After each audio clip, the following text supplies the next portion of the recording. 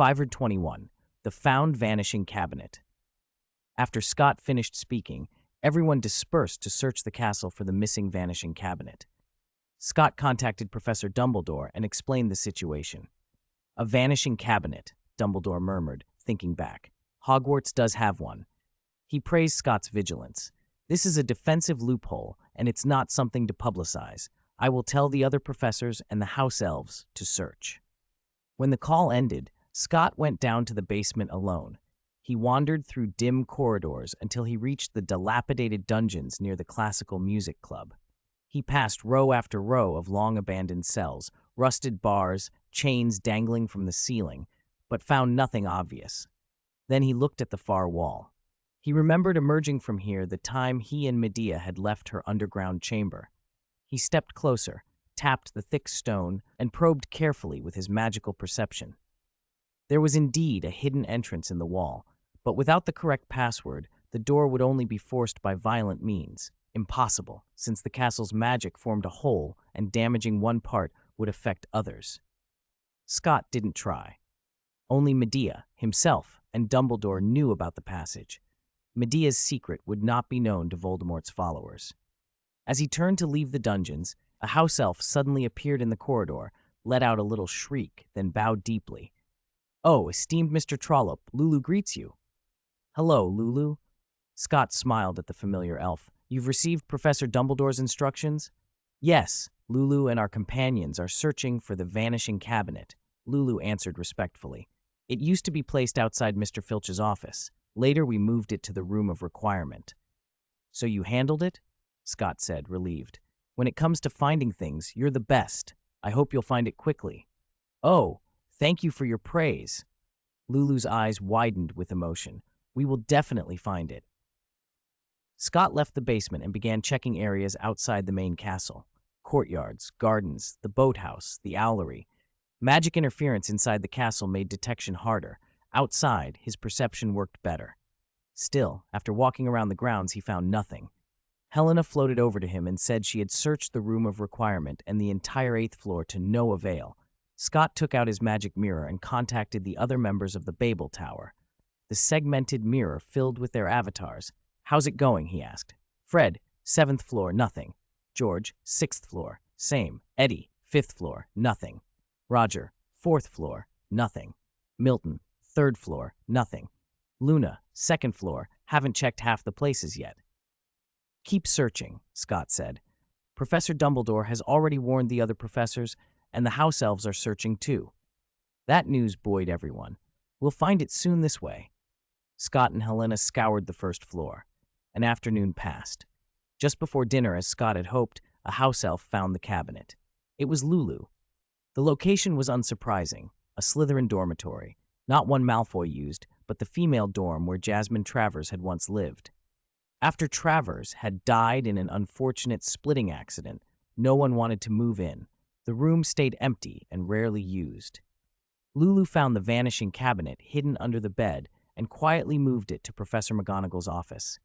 Scott, representing his companions, joined several professors to watch as Dumbledore inspected the cabinet. "It's been partially repaired, but whoever did it doesn't know alchemy, only cast a repair charm, and it's not fully fixed," Dumbledore said. "So it still won't work?" Moody asked. Dumbledore nodded.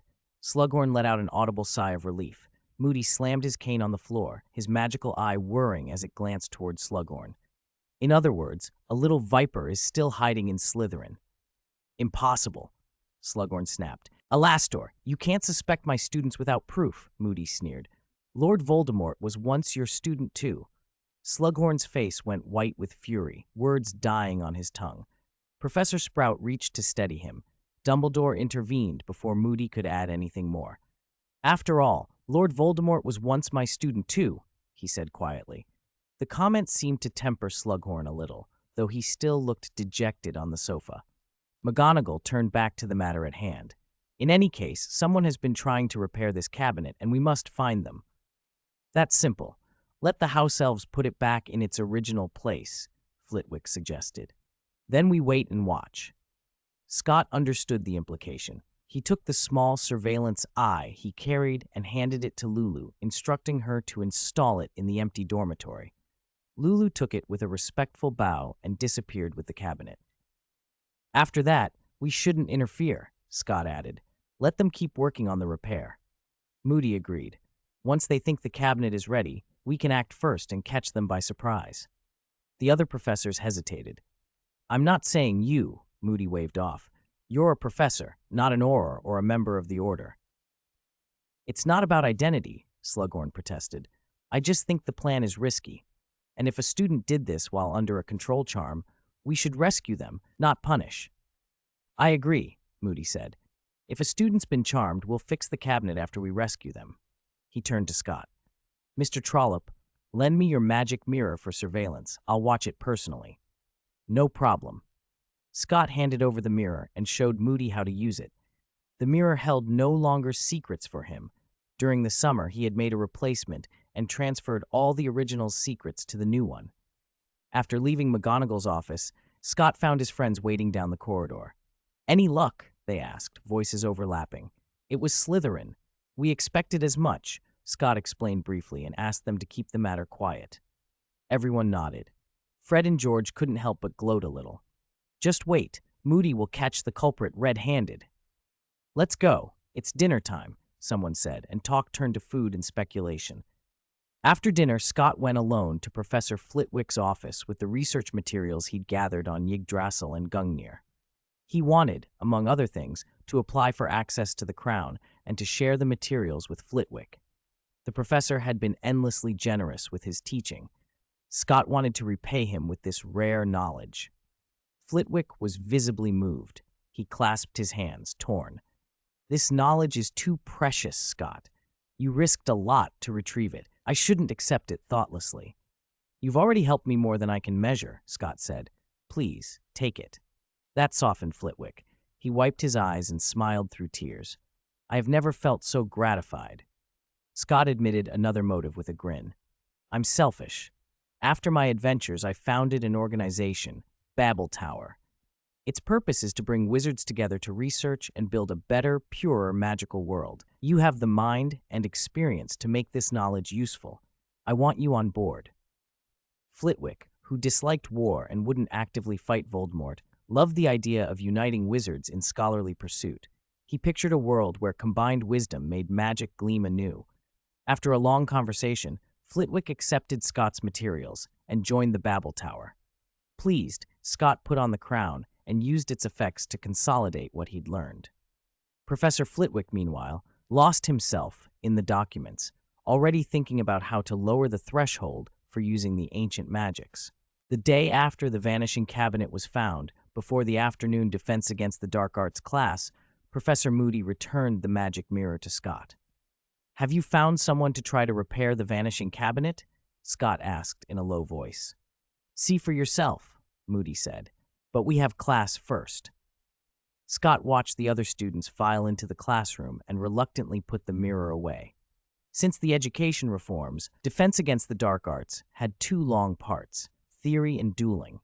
Because he was anxious about who was trying to repair the cabinet, the lesson dragged.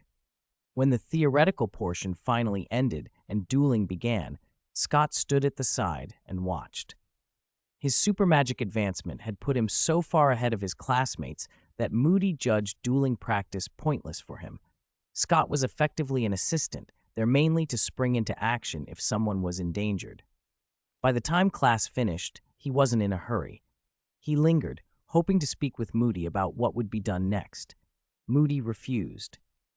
This is classified information for Auror headquarters, Mr. Trollope, he snapped. We won't involve a student. Scott could tell the suspicious professor didn't fully trust him, so he said no more. After dinner, he called the others, and they found an empty classroom to review the recording from the mirror together. The result surprised everyone. The culprit was an owl, or more precisely, an owl carrying a magical item. The owl had entered the Slytherin dormitory through the owl passage, dropped a small transparent bead onto the Vanishing Cabinet under the bed, and the bead glowed. When the light faded, the owl picked the bead up and left the same way it had come. The bead was a magic item containing a repair charm. Oh, is that Malfoy's owl? Fred asked George. George shrugged. I wouldn't know what Malfoy's owl looks like. Whoever it is, they're still trying, Scott said, and the vanishing cabinet at Borgin and Burke's hasn't been bought. If I were them, I'd buy the cabinet at Borgin and Burke's first, then test it, Fred said. Maybe they don't have enough galleons, George suggested. The one in the shop's been there a long time, Eddie said. A lot of people must have noticed it. Maybe to avoid suspicion like with you, they didn't buy it before confirming the Hogwarts cabinet worked, Roger offered. It still doesn't quite make sense, Milton muttered. Maybe the cabinet in the shop is fake, Luna said aloud. They all turned to look at her. Luna blinked serenely. There's that possibility, isn't there? It's actually very likely, Scott agreed. He pulled up the Borgin and Burke's photo from the mirror. Eddie peered at it. You can't tell much from that. We can only compare it to Hogwarts cabinet. Don't worry about whether it's fake, Scott said. If we follow that owl, we'll get answers. Follow it? George asked. Not me. Scott pulled out his wand. It's Lambo. He didn't wait for Lambo to come back. He used his contract with the ravens to summon it. The raven materialized with a sharp caw and landed on the desk. Caw. Scott, is my work over? Lambo asked. No, you have new work. Caw, caw. You never let me rest, do you? Only you can help with some things, Scott said. Lambo hopped to a stop in front of Luna. Good evening, Luna. Good evening, Blackwing Lord, she replied. Lambo looked pleased. Scott pulled the recording from the mirror and explained the mission. Take the eyes, set up surveillance, and keep a magic phone with you to stay in touch. I understand, caw, Lambo accepted and flew out the window. We'll know soon. We should tell Harry about this, Luna said. You know whose attack on Hogwarts could be aimed at him.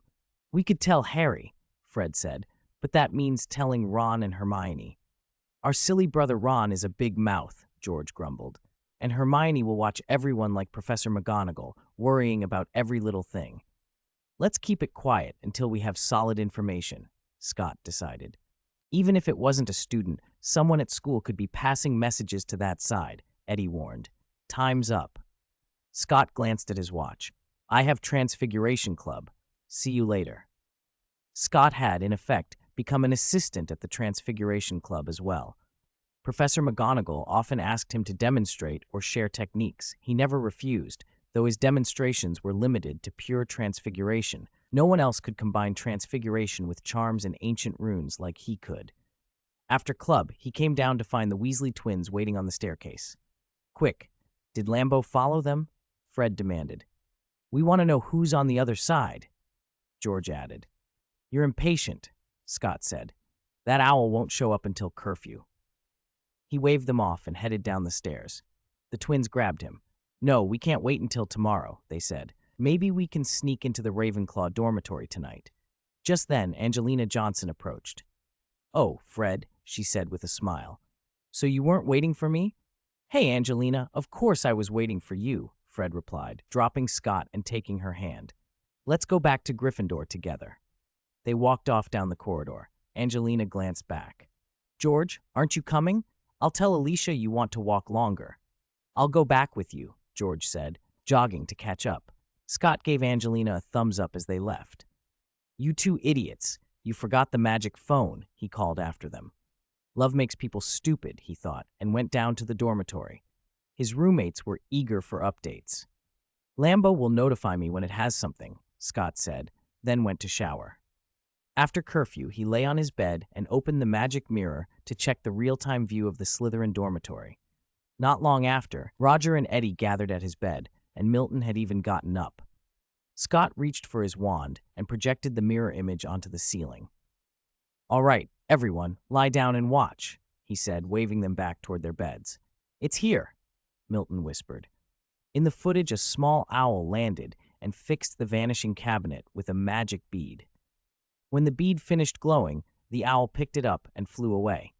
Lambo slipped from the shadows under another bed, peered toward the recording device, flapped up, and entered the owl passage after the owl. Next is tracking, Scott said and turned the mirror off. Let's wait for Lambo's report. Where are the eyes and the magic phone you told Lambo to take? Eddie asked. I didn't see it carrying anything. That's the Raven's job, Scott yawned. Lambo is the Blackwing Lord. It doesn't have to carry things itself. I envy a raven, Eddie muttered. I could turn you into a penguin. Then you'd be the black and white lord of the Antarctic, Scott snapped. The mirror blinked again. A message from Fred. Scott connected, gave the twins the current status, told them not to wait up, and hung up. He didn't wait for Lambo's message and fell asleep. He seemed to be the only one who slept well. When he woke the next morning, his roommates had dark circles under their eyes. "I've been waiting for Lambo's message," Eddie said, rubbing his eyes. Scott opened the mirror. A new message from Lambo read, "Scott, I've finished the tracking. I didn't want to disturb your sleep. The eyes recorded everything. You can watch the footage yourself." "Lambo can actually type?" Eddie asked, amazed as he leaned over to read. Scott explained, "Its magic phone converts its voice into text. It could type, but the claws make it awkward." "Quick, show the recording," Roger urged. Scott pulled up the new footage and projected it on the wall. The recording opened with an overhead view of a rural village, then moved in on an abandoned house. The camera stopped on the windowsill of the uppermost room. Through a broken pane, 4 dark shapes were visible.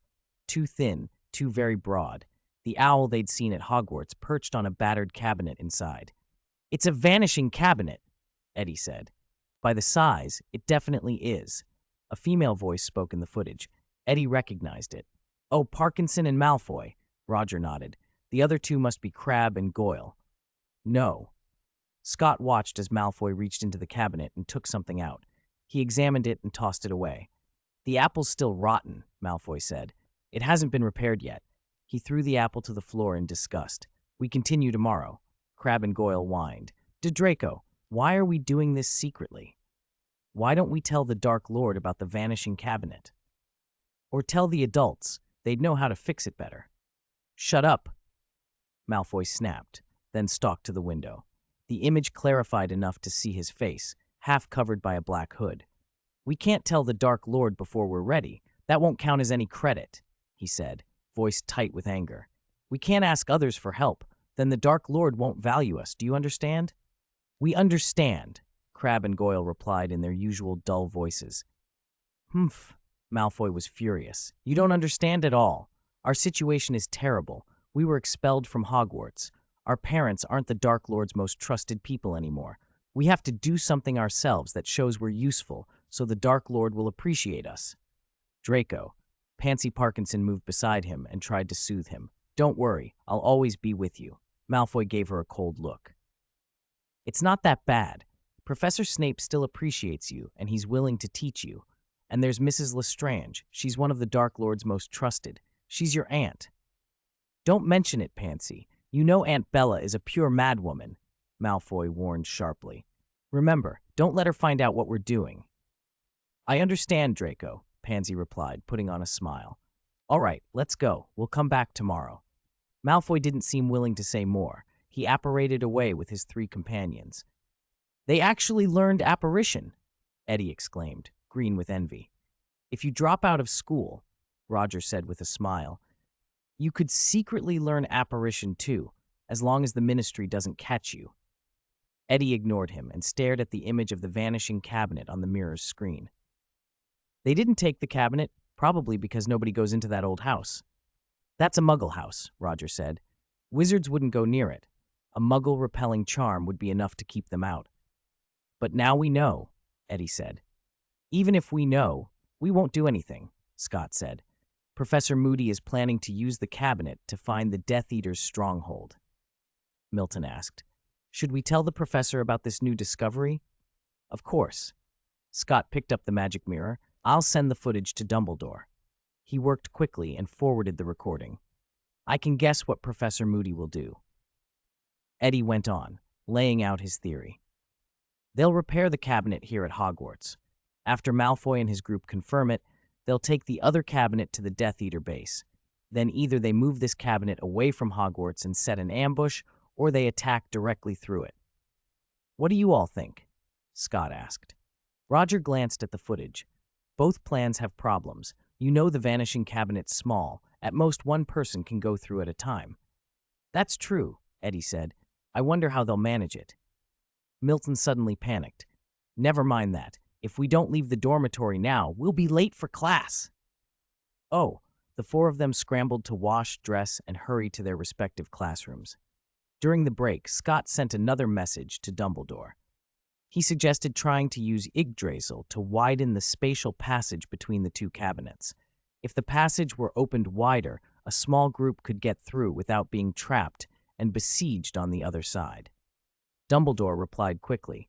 Scott could attempt it when the time came.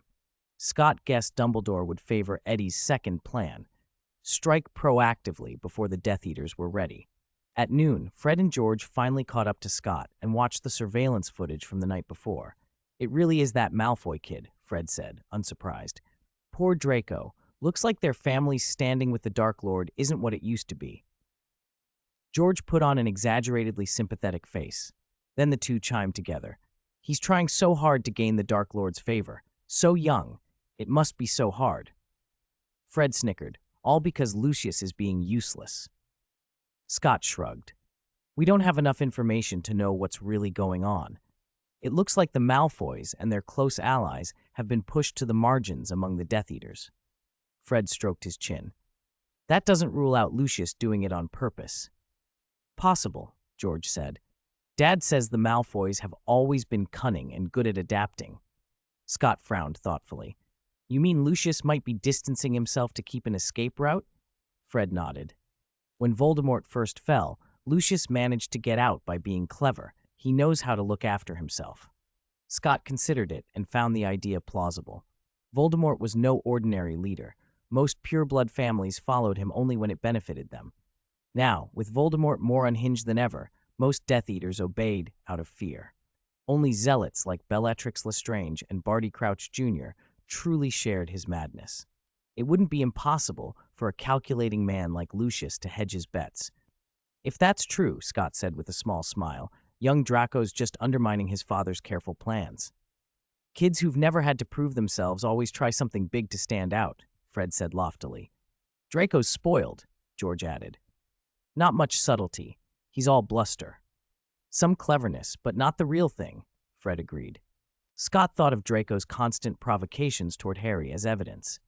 Fred then brought up Snape. Compared to Malfoy, old Snape has more favor with the Dark Lord. George made a face. He's always wanted it. Death Eater suits him, Fred said. Scott knew Snape was a double agent, but he kept his silence. Fewer people aware of that truth was safer. He had only suspected after sensing the dark mark on Snape's hand during potions, a hint Dumbledore had acknowledged. Scott felt no particular affection or hatred for Snape. The man had always been too complicated for him to fully understand. The day passed quietly. Near curfew, Scott was summoned to Dumbledore's office. When he arrived, it was livelier than usual. Dumbledore was there, of course, but so were Professor Moody, Kingsley Shacklebolt, Sirius Black, and Arthur Weasley. Scott greeted them politely. Sirius and Mr. Weasley smiled warmly. Sirius even clapped him on the shoulder. Scott, I hear you helped a lot this time. Just a bit of luck, Scott said. You did help, Dumbledore told him. I've explained the situation to them. He asked Scott to display the live surveillance footage. Scott brought out the mirror. Dumbledore waved away a shelf of trinkets on the wall, and Scott projected the footage onto the cleared space. The footage had two feeds, one of the Slytherin dormitory, the other of the old Muggle house. Everyone watched as an owl flew into the dormitory, placed a bead that contained a repair charm against the vanishing cabinet, and flew back out. Then a house elf appeared and pulled Moody away from the office. The next instant, Moody's figure showed up in the dormitory footage. Moody drew the wand hidden in his cane and waved it at the cabinet. A charm brightened the room, and, when the light died, the house elf had brought him back to the headmaster's office. Is it repaired? Sirius asked, impatient. Don't doubt my judgment, Moody said, sitting down. I'm cautious. Trust Alastair, Kingsley said. He's one of the most cautious men I know. Sirius fell silent and looked at the other feed. Oh look, my lovely nephew and his friends have turned up. On the screen, 4 cloaked figures were in the top room of the old house. Sirius sneered. He didn't inherit his father's cunning or his mother's caution. Dumbledore smiled gently. We won't forget the punishments he's already had. He hasn't done anything truly evil. We'll do our best not to let the past define him. I wasn't worried about him, Sirius muttered stubbornly. He's a Malfoy, corrupted by Lucius. Dumbledore let it pass. On the screen, young Draco inspected the cabinet and brightened as it held. "We succeeded," he cried. His companions cheered. "Well done, Draco. Amazing." They talked about how this would be a huge surprise and how they would be rewarded by the Dark Lord. Two of the boys tried to lift the cabinet. "Wait," Draco said. "We should test it first." "I just tried it with an apple," he explained. "We need more tests." "You're right," Parkinson said admiringly. "We must be sure before we tell the Dark Lord." Draco looked around and settled on Goyle. "Gregory, you're a bit thinner than Vincent. You go in first."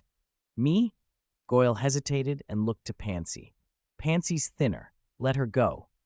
"If I tell you to go, you go," Parkinson snapped and kicked him. Goyle flinched.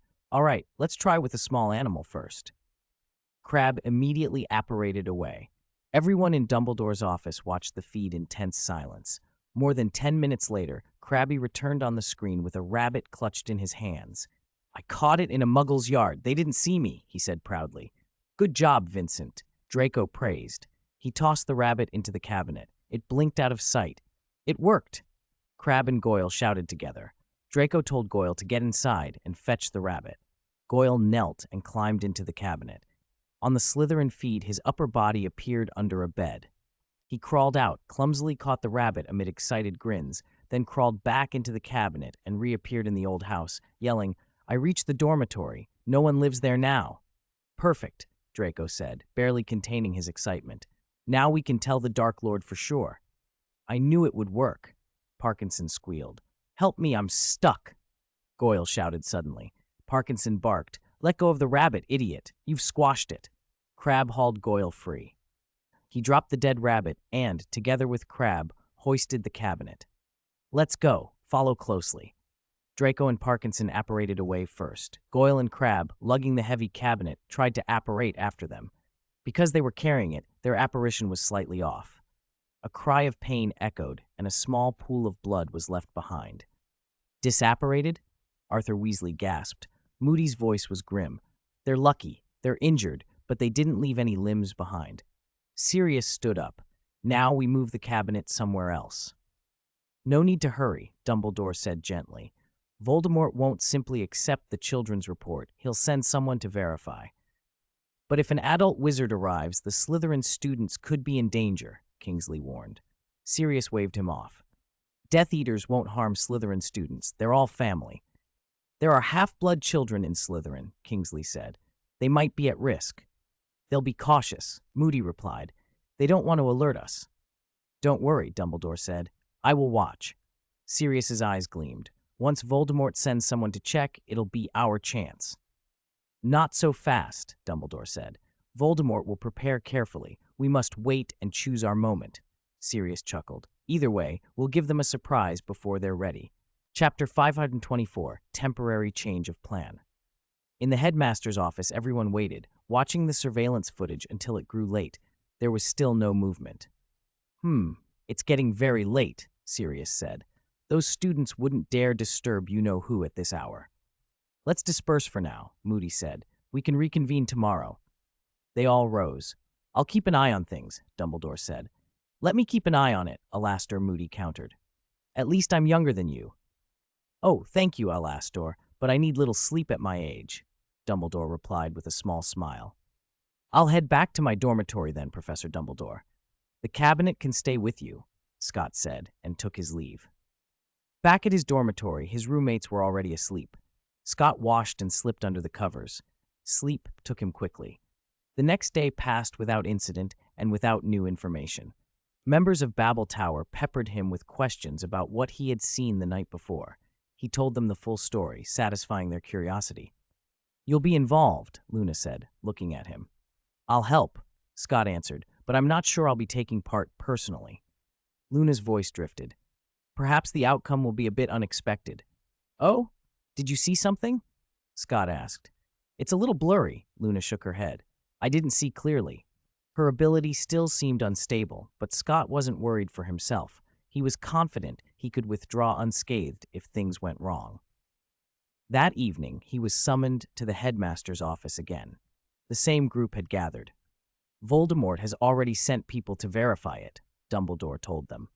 "So the other end of the vanishing cabinet is where you-know-who is currently located. Serious excitement showed. What are we waiting for? Dumbledore and Moody turned to Shacklebolt. He nodded. I've informed Minister Bones. They're standing by. Then let's move, Dumbledore said. He snapped his fingers, and two house elves appeared carrying the vanishing cabinet. Respected headmaster, they chorused.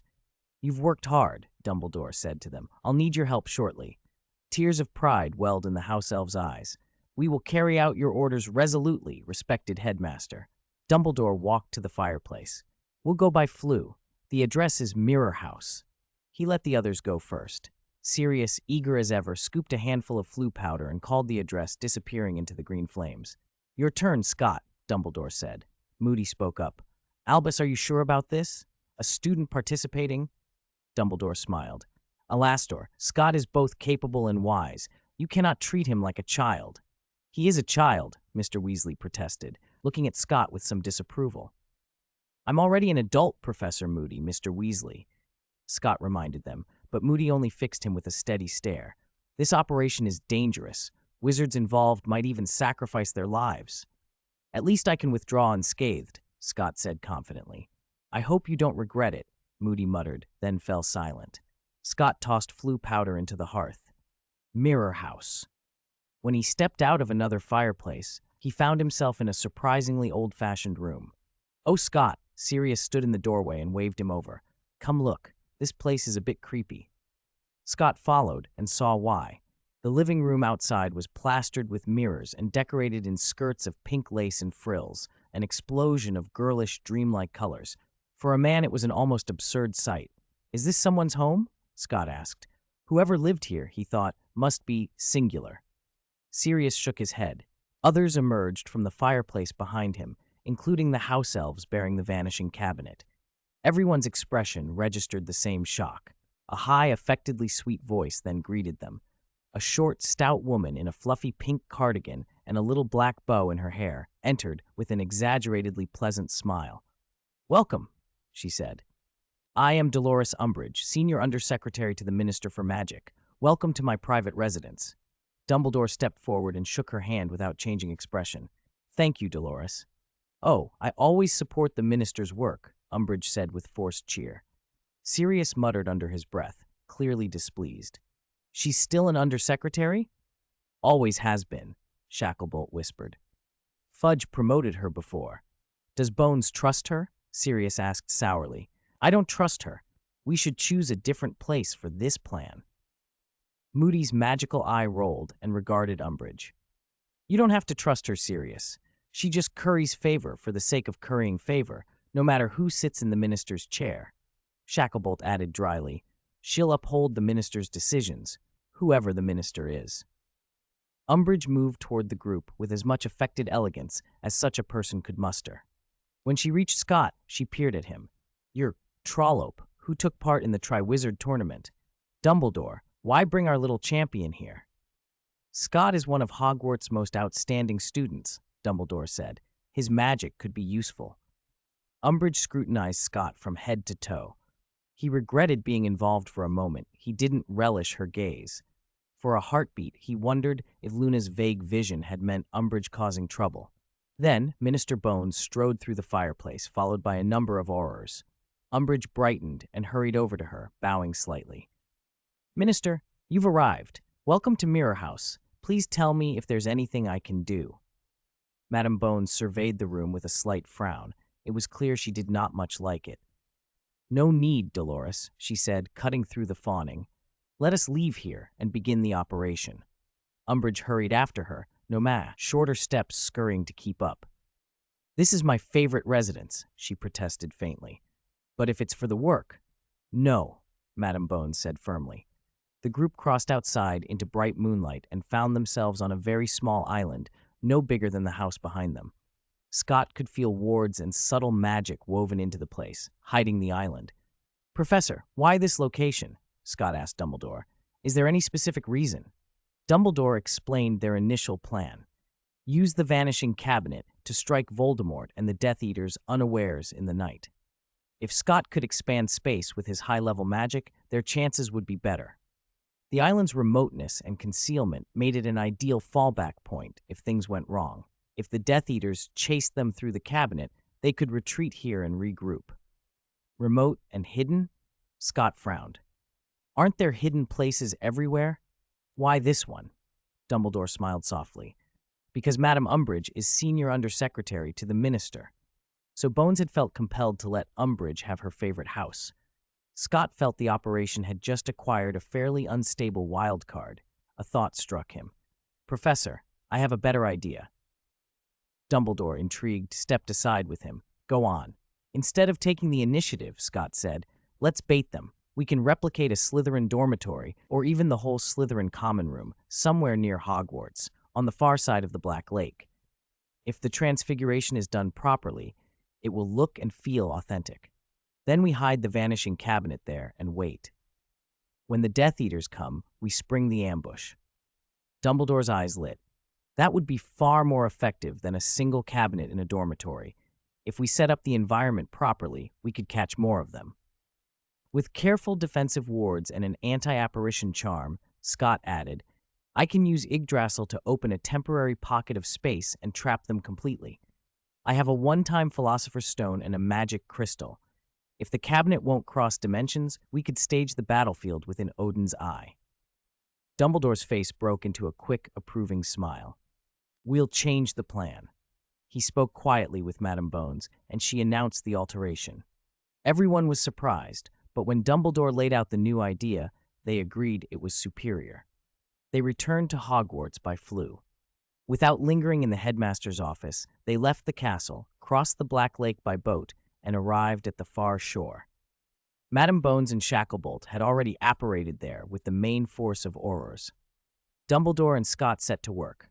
With powerful transfiguration and Scott's stabilizing magic, they transformed the lakeside terrain into a faithful replica of the Slytherin quarters, dormitories, common room, the whole area, matching the version inside Hogwarts.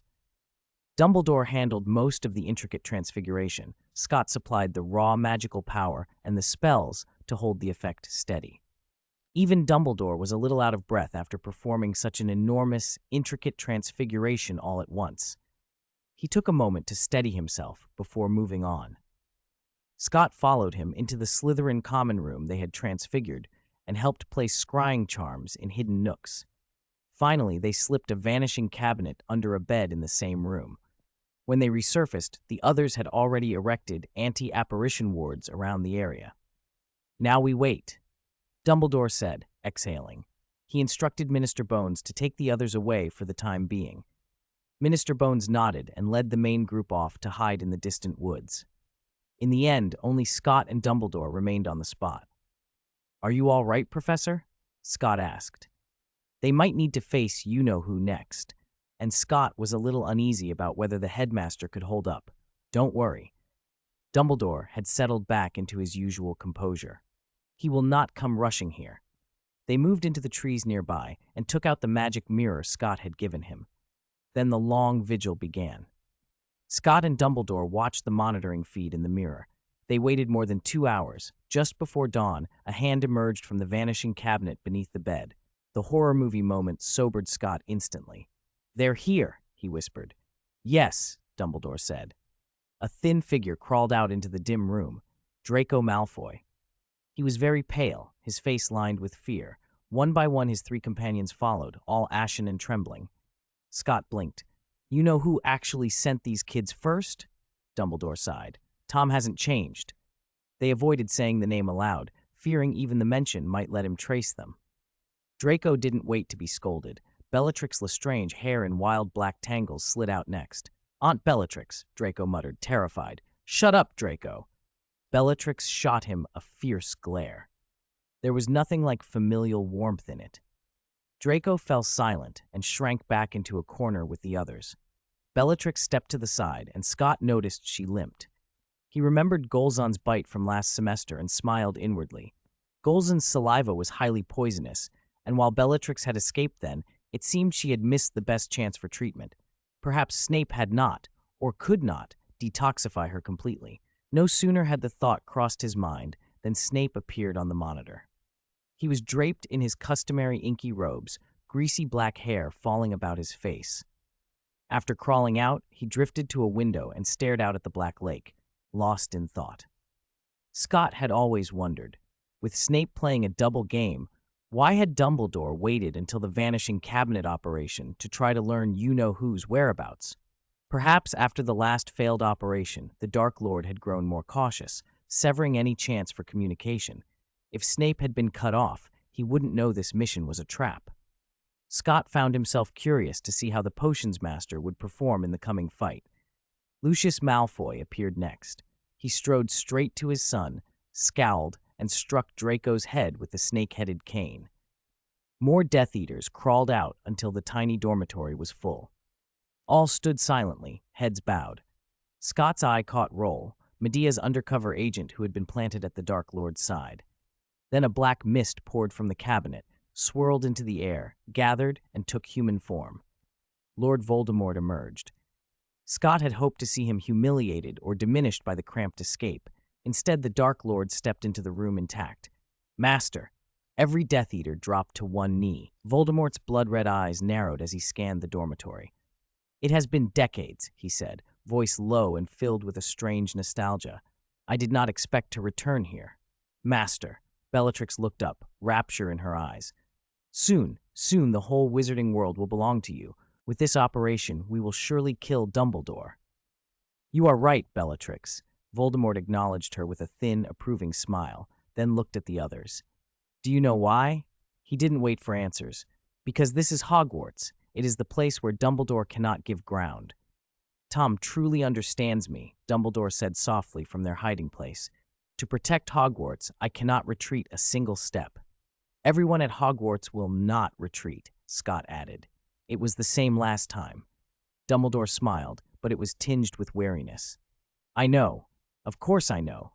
He shook his head, guilt shadowing his face. "Yet making children fight, that is the failure of adults. As an old man who has seen generations pass, I cannot help but feel guilty. I hope this will all end soon." Scott fumbled in his pocket and pulled out the crimson disposable Philosopher's Stone. He pushed himself to his feet. No one else should be coming out of that cabinet. He gripped the stone in one hand and slowly raised his wand in the other. An unusually vast current of magic gathered within him. He felt himself swell slightly as the accumulated power sought release. "Yggdrasil!" he cried. Runes leapt from his wand and spun into a towering tree-shaped sigil. Thick roots shot down and burrowed into the soil above the Slytherin common room. Then, as if a flashbang had gone off, a blinding white light filled his vision. 526. Dawn has come. The dazzling white light gradually faded. Scott and Dumbledore could finally see the scene before them. A section of land by the Black Lake had vanished. Everything they had conjured, including the fake Slytherin common room, had been swallowed by a perfect spherical void, and water from the lake was pouring in. "This is..." Dumbledore, usually composed, looked stunned. Scott felt the same shock at his own creation. "They've been trapped in a space created with Yggdrasil," he said, raising his left hand. The red, single-use Philosopher's Stone he held turned from ruby to a translucent white. Scott swallowed and explained to Dumbledore, "This isn't the original disposable Philosopher's Stone. I used its power to create a fully real space and a gem that contains it." Dumbledore peered intently at the glowing stone in Scott's palm. His half-moon spectacles had slipped down his nose, but he didn't bother to push them up. "Professor, what should we do next?" Scott asked. Dumbledore pushed his spectacles back up, still astonished. "I didn't expect you could manage something like this, Scott. Can you track Lord Voldemort's movements inside that space?" Dumbledore asked. "I can." Scott closed his eyes and concentrated. The disturbance from creating the space alerted them. They've already come out of the fake common room, and Voldemort is attacking the wall. He frowned. "Forgive me, my mastery of high magic isn't perfect. I had to force a large space open using the one-use stone. So under his assault, this space won't hold for long. It will collapse on its own in about a day." "A day," Dumbledore considered. "A day should be enough."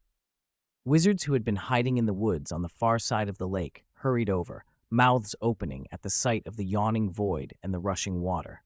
"What happened?" they asked. "Did you know who come back? Why is it gone?" Minister Amelia Bones arrived with a measured stride. "What's going on here?" "Oh, Amelia." Dumbledore beckoned her close. "It will sound incredible." He lowered his voice and explained. The others moved back, and their conversation was private. When she saw Scott in the stone, Amelia Bones' surprise was plain. "This isn't a joke, Albus? This child can do that?" "It's true," Dumbledore said. "If I told anyone else, they'd think me mad."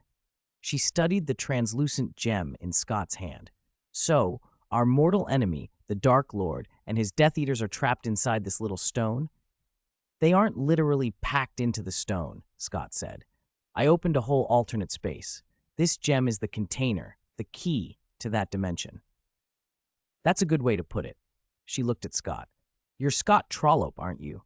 You did remarkable work at the Quidditch World Cup and later in the Triwizard Tournament." "Yes, Minister," she smiled. "If Albus isn't completely senile, you have done a great service. I've rarely seen so talented a young wizard." "Thank you." Scott extended the translucent stone toward Dumbledore. "I'll leave it to you, Professor." Dumbledore did not take it. "What do you think we should do, Amelia?" "This is difficult." Amelia's brow furrowed. "If we open the space, they'll escape. If we leave it, it will collapse within a day. Then we have to build an inescapable prison and put them in it. Within a day," she decided after a moment. "That will require your help, Albus, and we'll need the Rosier family's alloy from France. I don't know if one day will be enough." "It will be difficult," Dumbledore admitted, "unless the Rosier family has a large stock." Scott's mind raced. He could not think of any prison Voldemort could not escape from, unless it were made entirely of Rosier alloy, impervious to charms, and he doubted the British ministry could procure enough. Odin's Eye might hold them. The alternate dimension he'd taken from an ancient realm was stable and vast. But such a place was resource-rich. The prisoners could survive and remain dangerous. Gungnir Tower under the Stennis Standing Stones would work, but it could only be opened on the summer solstice. The only other option was the Niflheim realm, a secret, frigid world reached through a deep underwater portal in the Arctic. It would be lethal, too lethal perhaps, for some inside the space who were not irredeemable. Young Malfoy, a few other minors, Snape the double agent, and Mrs. Rolfe undercover. Some did not deserve to die. "Oh, Scott," Dumbledore said softly. "Yes?" Scott looked up. "You have an idea," Dumbledore observed. Scott hesitated. His plan was harsh. Madame Bones prompted. "Tell us. After all, you opened the space." "Two options," Scott said. "First, place this stone inside the Odin's Eye dimension. When the alternate space collapses, the prisoners would reappear there because of the stone's coordinates." "Odin's Eye is a treasure I took from an ancient realm," he explained. "Unlike the temporary space I made, Odin's Eye is stable and vast. The advantage is there's room to contain Voldemort. The disadvantage is it's a forested, resource-rich world. If they're left there, they can survive and maintain their strength." "And the other option?" "The Niflheim Secret Realm, accessible through a portal deep under the Arctic waters.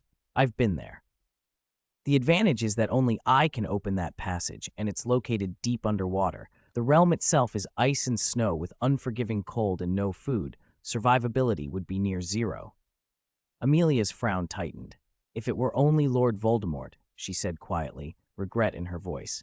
She meant that if it had been only the Dark Lord, she would have chosen Niflheim without hesitation. "Perhaps we could try the second option," Dumbledore said, surprising them both. Scott and Amelia looked at him.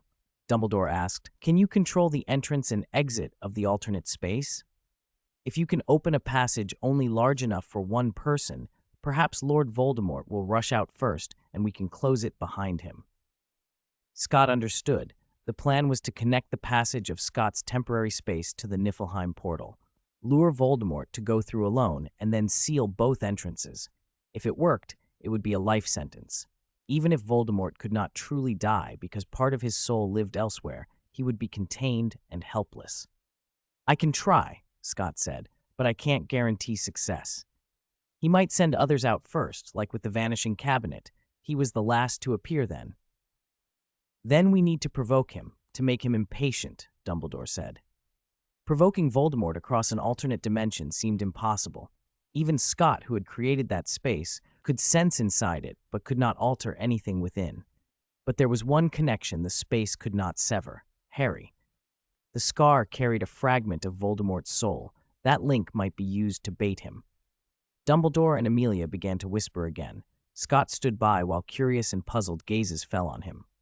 Many of the onlookers could not understand why a student was part of a secret discussion between the Minister of Magic and the headmaster about dealing with Voldemort. Dolores Umbridge, dressed in pink and looking affronted, cast resentful glances. Her offer of her favorite room to curry favor had been brushed aside, and as a senior undersecretary, she had been excluded from the inner circle. Her thin smile trembled. "Then I'll leave it to you," Amelia said at last. "Please rest assured," Dumbledore replied. "I hope you succeed and preserve the evidence." "I will," Dumbledore promised. "Thank you, Albus. This was not your responsibility. It is I who should thank you, Amelia, for your trust." With that, Minister Bones turned to the oars and apparated away.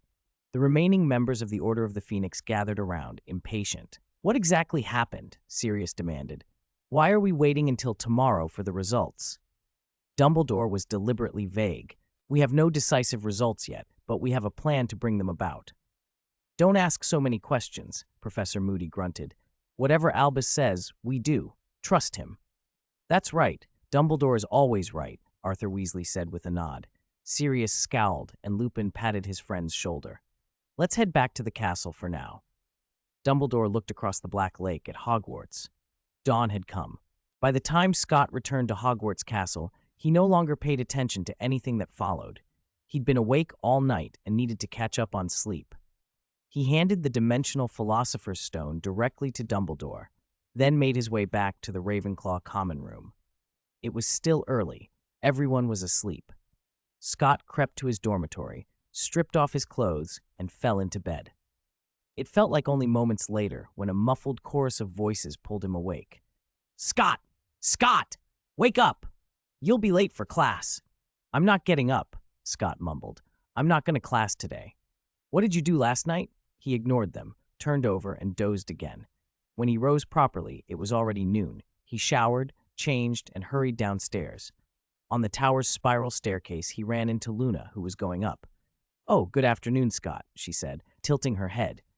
"I didn't see you at the table today." "I couldn't sleep last night." Scott glanced at his watch. "Is lunch over?" Luna nodded. "You can go straight to the kitchens." "I don't have time for lunch. I'll grab something in the headmaster's office." Scott stepped past her. "See you tomorrow." "See you tomorrow." Luna smiled, then turned back as if remembering something. "This is an end and also a beginning." "Huh?" Scott called after her, puzzled, but Luna only waved and continued up the stairs. He shrugged and went on. He entered through the third-floor corridor and knocked on the headmaster's office door beside the Griffin statue. The door opened. Inside were Dumbledore, Sirius, and Harry. Harry slumped on the sofa, looking exhausted. Dumbledore held a teacup. Sirius paced, restless. "Good afternoon," Scott said. "Good afternoon," Harry and Sirius answered in unison, their tones strained. Sirius with thinly veiled anxiety, Harry with frustration. "Oh, good afternoon, Scott," Dumbledore said cheerfully. "I missed breakfast and haven't had time for lunch, Professor," Scott told him, sitting beside Harry. Dumbledore brightened. "Oh, you can certainly fill your stomach here. Would you like some of my prized cockroach clusters?" "No, thank you," Scott said flatly. "Please give me something like food." "All right, I remember you don't like sweets." Dumbledore snapped his fingers and a tray of pastries and a cup of tea materialized on the table. "Thanks." Scott grabbed a sandwich and started to eat. He noticed Harry and Sirius watching him. "Want some?" Harry forced a smile. "Thanks, I just ate. Not hungry yet." Sirius kept pacing. "This isn't going well. Perhaps your plan will fail." He stopped, teeth clenched. "If it can't succeed, we should just throw them all in." "Sirius, we can't do that," Harry protested. "That would make innocent people suffer." "Come on, none of those people are innocent," Sirius snapped. "I know," Harry said, "but not everyone's crime deserves the death penalty." Dumbledore's voice was steady. "A verdict like that must come from the Wizengamot." Sirius scowled. "Are we going to let the plan fail for that reason? We might not get another chance." Harry ran a hand through his hair. "I'm sorry, it's my fault." He looked at Dumbledore with renewed resolve. "We have to keep trying, Professor." Sirius hesitated, then fell silent. Scott ate and listened. He had nothing to add. If it were up to him, he would have tossed the dimensional stone into the secret realm and ended it, but he wasn't in charge, and he didn't relish being accused of throwing away lives. He let his senses reach into the dimensional stone Dumbledore had placed on the desk. Inside the other space, some Death Eaters had collapsed, frantically destroying their surroundings before being struck down. Others remained calm, methodically battering the spatial barrier in rotating waves under Voldemort's direction. To Scott's surprise, Voldemort, who should have been completely unhinged, was keeping his composure, supervising the assault. As Scott withdrew his perception, he saw Dumbledore set down his teacup and lift the Elder Wand. "Concentrate, Harry," Dumbledore said. "Keep a thread of awareness open. Show me. Guide my magic. Find where Voldemort's soul fragment is." "Yes." Harry removed his glasses and steeled himself. "I'm ready." Dumbledore swept a precise motion. Legilimency. Harry's eyes glazed. He went slack, then contorted in a look of pain as if someone were forcing open something protective. Dumbledore paused and lowered his wand. "Oh, Harry, relax. Your occlumency has engaged." "I'm sorry, Professor." Harry stammered, shaken. "No need to apologize," Dumbledore said gently. "It's an instinct, your mind protecting itself. You can't control it." Harry bowed his head, deflated. "My occlumency has become a conditioned reflex," Sirius said, half proud. Clearly effective training, a grin aimed as much at himself as at Harry. "Thanks," Harry managed with a weak smile. Scott thought of how Harry had once not known his true link to Voldemort, how Dumbledore had withheld it, and how Scott himself had concocted a lie about a prophecy. Now it seemed Dumbledore had told Harry everything. He watched Harry touch the lightning scar and bite his lip, anxious. "Excuse me, Professor, what was the principle just now?" Scott asked. "Using legilimency to pass information through Harry to the soul fragment and then to Voldemort. Can that work?" "There's hope," Dumbledore said, "but it's delicate. Harry must not let his occlumency snap on, or I can't complete the connection." Scott looked at Harry. Harry shrugged faintly. "Why not give him a draught of living death? Make him sleep and then proceed," Scott suggested. Harry's eyes widened. "Good idea," Sirius said immediately. Dumbledore looked at Harry. "What do you think?" Harry hesitated, then sighed. "All right." Scott produced a bottle from his lizard skin pouch at his waist and handed it over. "Drink." Harry studied the potion suspiciously. "How did you have that ready?" "I tend to carry common potions," Scott said casually as he sipped his tea. "If you have insomnia sometimes, the draught is useful." Harry still looked dubious, but Scott was blunt. "Less hesitation. Drink it." Harry swallowed his reservations, uncorked the bottle, and tipped it back in one smooth motion. Within moments, his eyelids drooped, the bottle slipped from his fingers, and he slumped into sleep. Sirius caught him and propped him upright on the sofa. Dumbledore tapped his wand, and the sofa reclined so Harry lay semi-reclining.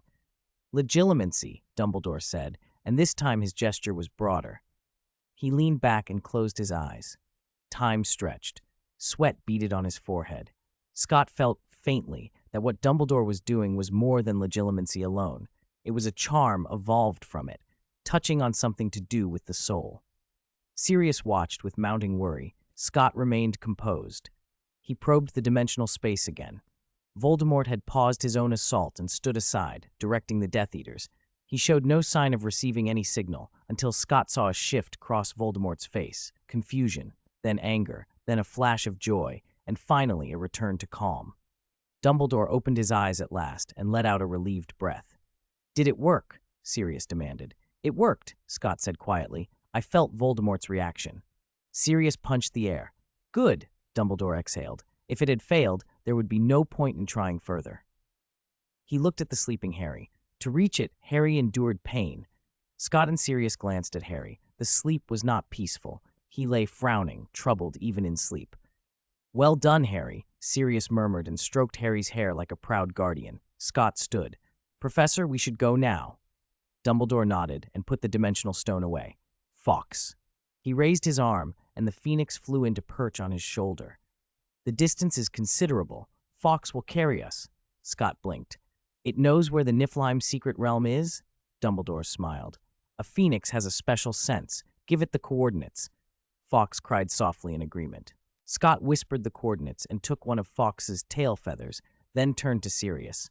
"You stay and watch Harry. We'll be back soon. Sirius nodded tightly. Fawkes rose, bearing Dumbledore and Scott through space. They appeared above a frozen sea in the Arctic Circle, wind searing their faces.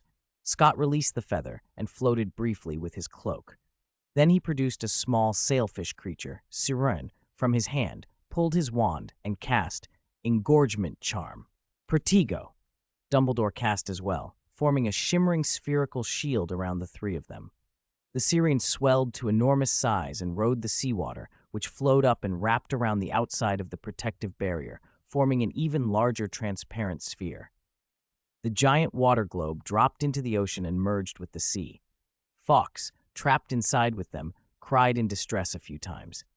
"Oh, Fawkes," Dumbledore murmured, stroking the phoenix's back. "You may be the only phoenix in this world to enter the ocean depths." His calm touch soothed the bird. As they sank, darkness deepened, but Fawkes's feathers glowed brighter. Beneath the surface, Scott made out the shapes of wreckage until at last he saw the sunken ship again. Deep under the sea, Siren manipulated the current so the shimmering barrier it carried wrapped around a sunken ship lying on the seabed. "This is it," Scott said. He pressed the Odin's Eye to his chest with one hand, drew his wand with the other, and intoned a difficult, archaic charm. The Odin's Eye began to glow gold. A beam shot from his wand, cutting through the barrier and seawater to illuminate the ruined hull, tracing a chain of intricate runes. 14 runes linked into a perfect circle, and a spatial passage opened within it. "It's open." Scott lowered his wand. A marvelous sight. Dumbledore's voice trembled with feeling. "We have indeed overlooked so much valuable knowledge." Fawkes chirped in agreement. "Let's go in." Scott gave the order, and Siren pushed the spherical barrier through the passage with the current. In an instant, they were in a world of ice and snow. Remembering their last time here, Scott moved quickly. Before Siren could freeze solid, he shrank the creature and tucked it into the Odin's Eye's pocket dimension. Fawkes soared above Scott and Dumbledore, radiating warmth and light that drove back the cold. "Thank you, Fawkes," Scott said. Dumbledore waved his wand and cast warming charms and wind-blocking spells on himself and Scott. He walked a few determined steps into the gale. "I need to make some arrangements." Scott nodded, glanced back at the suspended spatial passage, and extended his left hand. The teardrop-shaped blue gem on the ring, called Vergelmir, glowed. A blue mist drifted out and coalesced into a towering ice giant. "Guard the passage, Ymir," Scott ordered. Ymir's eyes lit with blue fire. It took 2 silent steps, turned, and stood blocking the portal. Scott smiled and walked toward Dumbledore. Dumbledore had conjured a great circular building from the ice. Scott peered through an opening and found a perfect reproduction of Hogwarts' headmaster's office. Every detail was correct. The silver instruments on the desk, the sleeping portraits on the walls. Only the freezing air and snowy vistas outside the windows betrayed the illusion. "This," Scott said, surprised. Dumbledore smiled. "Oh, Scott, it was your earlier idea that gave me inspiration." He cast an anti-apparition charm around the office. Scott hesitated. "Do you really think Lord Voldemort will fall for the same trick?" "That's why I'll wait here," Dumbledore replied, stepping inside. Fawkes followed and landed on a golden perch. When Scott moved to follow, Dumbledore stopped him. "I need you outside for support, Scott." He explained the plan in detail and handed Scott a handkerchief embroidered with ancient runes. Scott folded it into his pocket. "I understand. I will cooperate." Dumbledore placed an interspatial gem on the desk. "Although I am old, I can still hold Lord Voldemort off for a time." "Of course," Scott said, confident. Dumbledore waved his wand. "This place needs one more change." The office windows became like television screens showing the familiar Hogwarts grounds. "Now I will seal the entrance. Reinforcing the walls will be your task," Dumbledore told Scott. "Temperature, Professor," Scott reminded him. "Of course," Dumbledore smiled. "I'll cast a warming charm." Scott stepped back. Dumbledore tapped the Elder Wand, and the bricks slid into place, sealing the office. Scott closed his eyes and let his magic sense map the structure. He pressed his wand to the wall. Ancient runes of golden light spread and interlocked across the exterior. The glow faded and the runes dimmed. Scott pulled out his magic mirror and sent Dumbledore a message, then went to Ymir.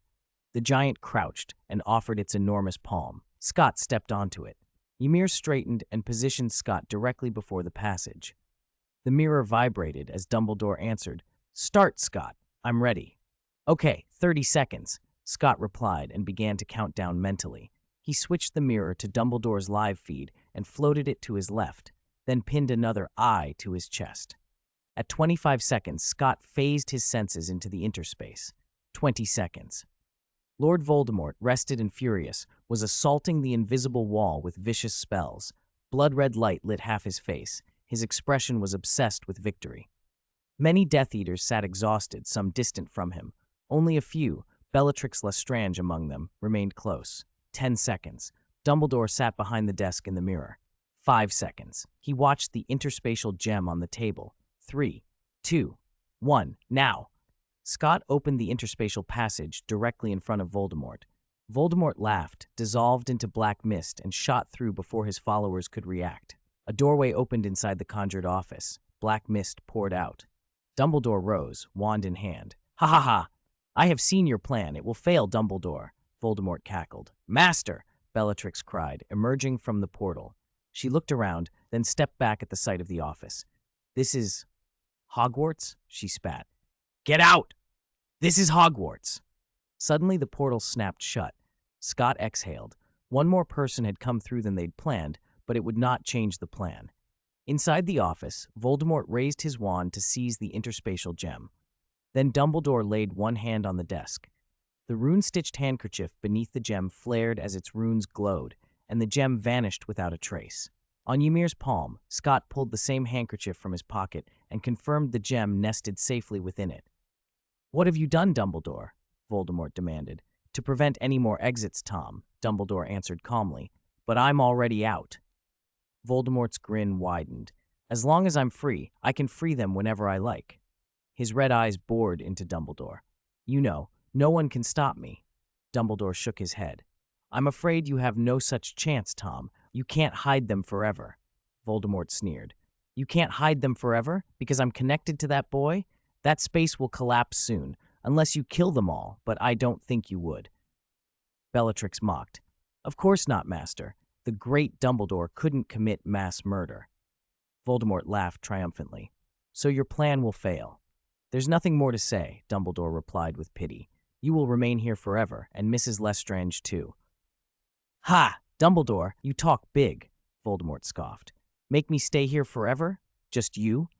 He became a black mist and hammered against one of the office windows, intending to break out and sow chaos at Hogwarts, forcing Dumbledore to defend both fronts. The glass did not shatter. Startled, Fawkes flew to Dumbledore's shoulder. Voldemort reappeared. "Trying to trap me? How long do you think your setup can hold me?" he snarled. "Master!" Bellatrix licked her lips. "Then let's take him out while he has no allies." "Good idea, Bella," Voldemort said, lifting his wand. "Avada Kedavra!" A flash of green light filled the office. "Goodbye, Tom." Under that green light, Dumbledore vanished in a flash of fire. "Professor, get out now," Scott shouted as Fawkes swooped down. Carried by the Phoenix, Dumbledore reappeared at Ymir's feet. Fawkes chirped and with a blur carried Dumbledore to stand beside Scott. "You go first," Scott told him. Dumbledore nodded and with Fawkes dove into the spatial passage. Just then a tremendous explosion roared. The conjured headmaster's office collapsed. "Dumbledore!"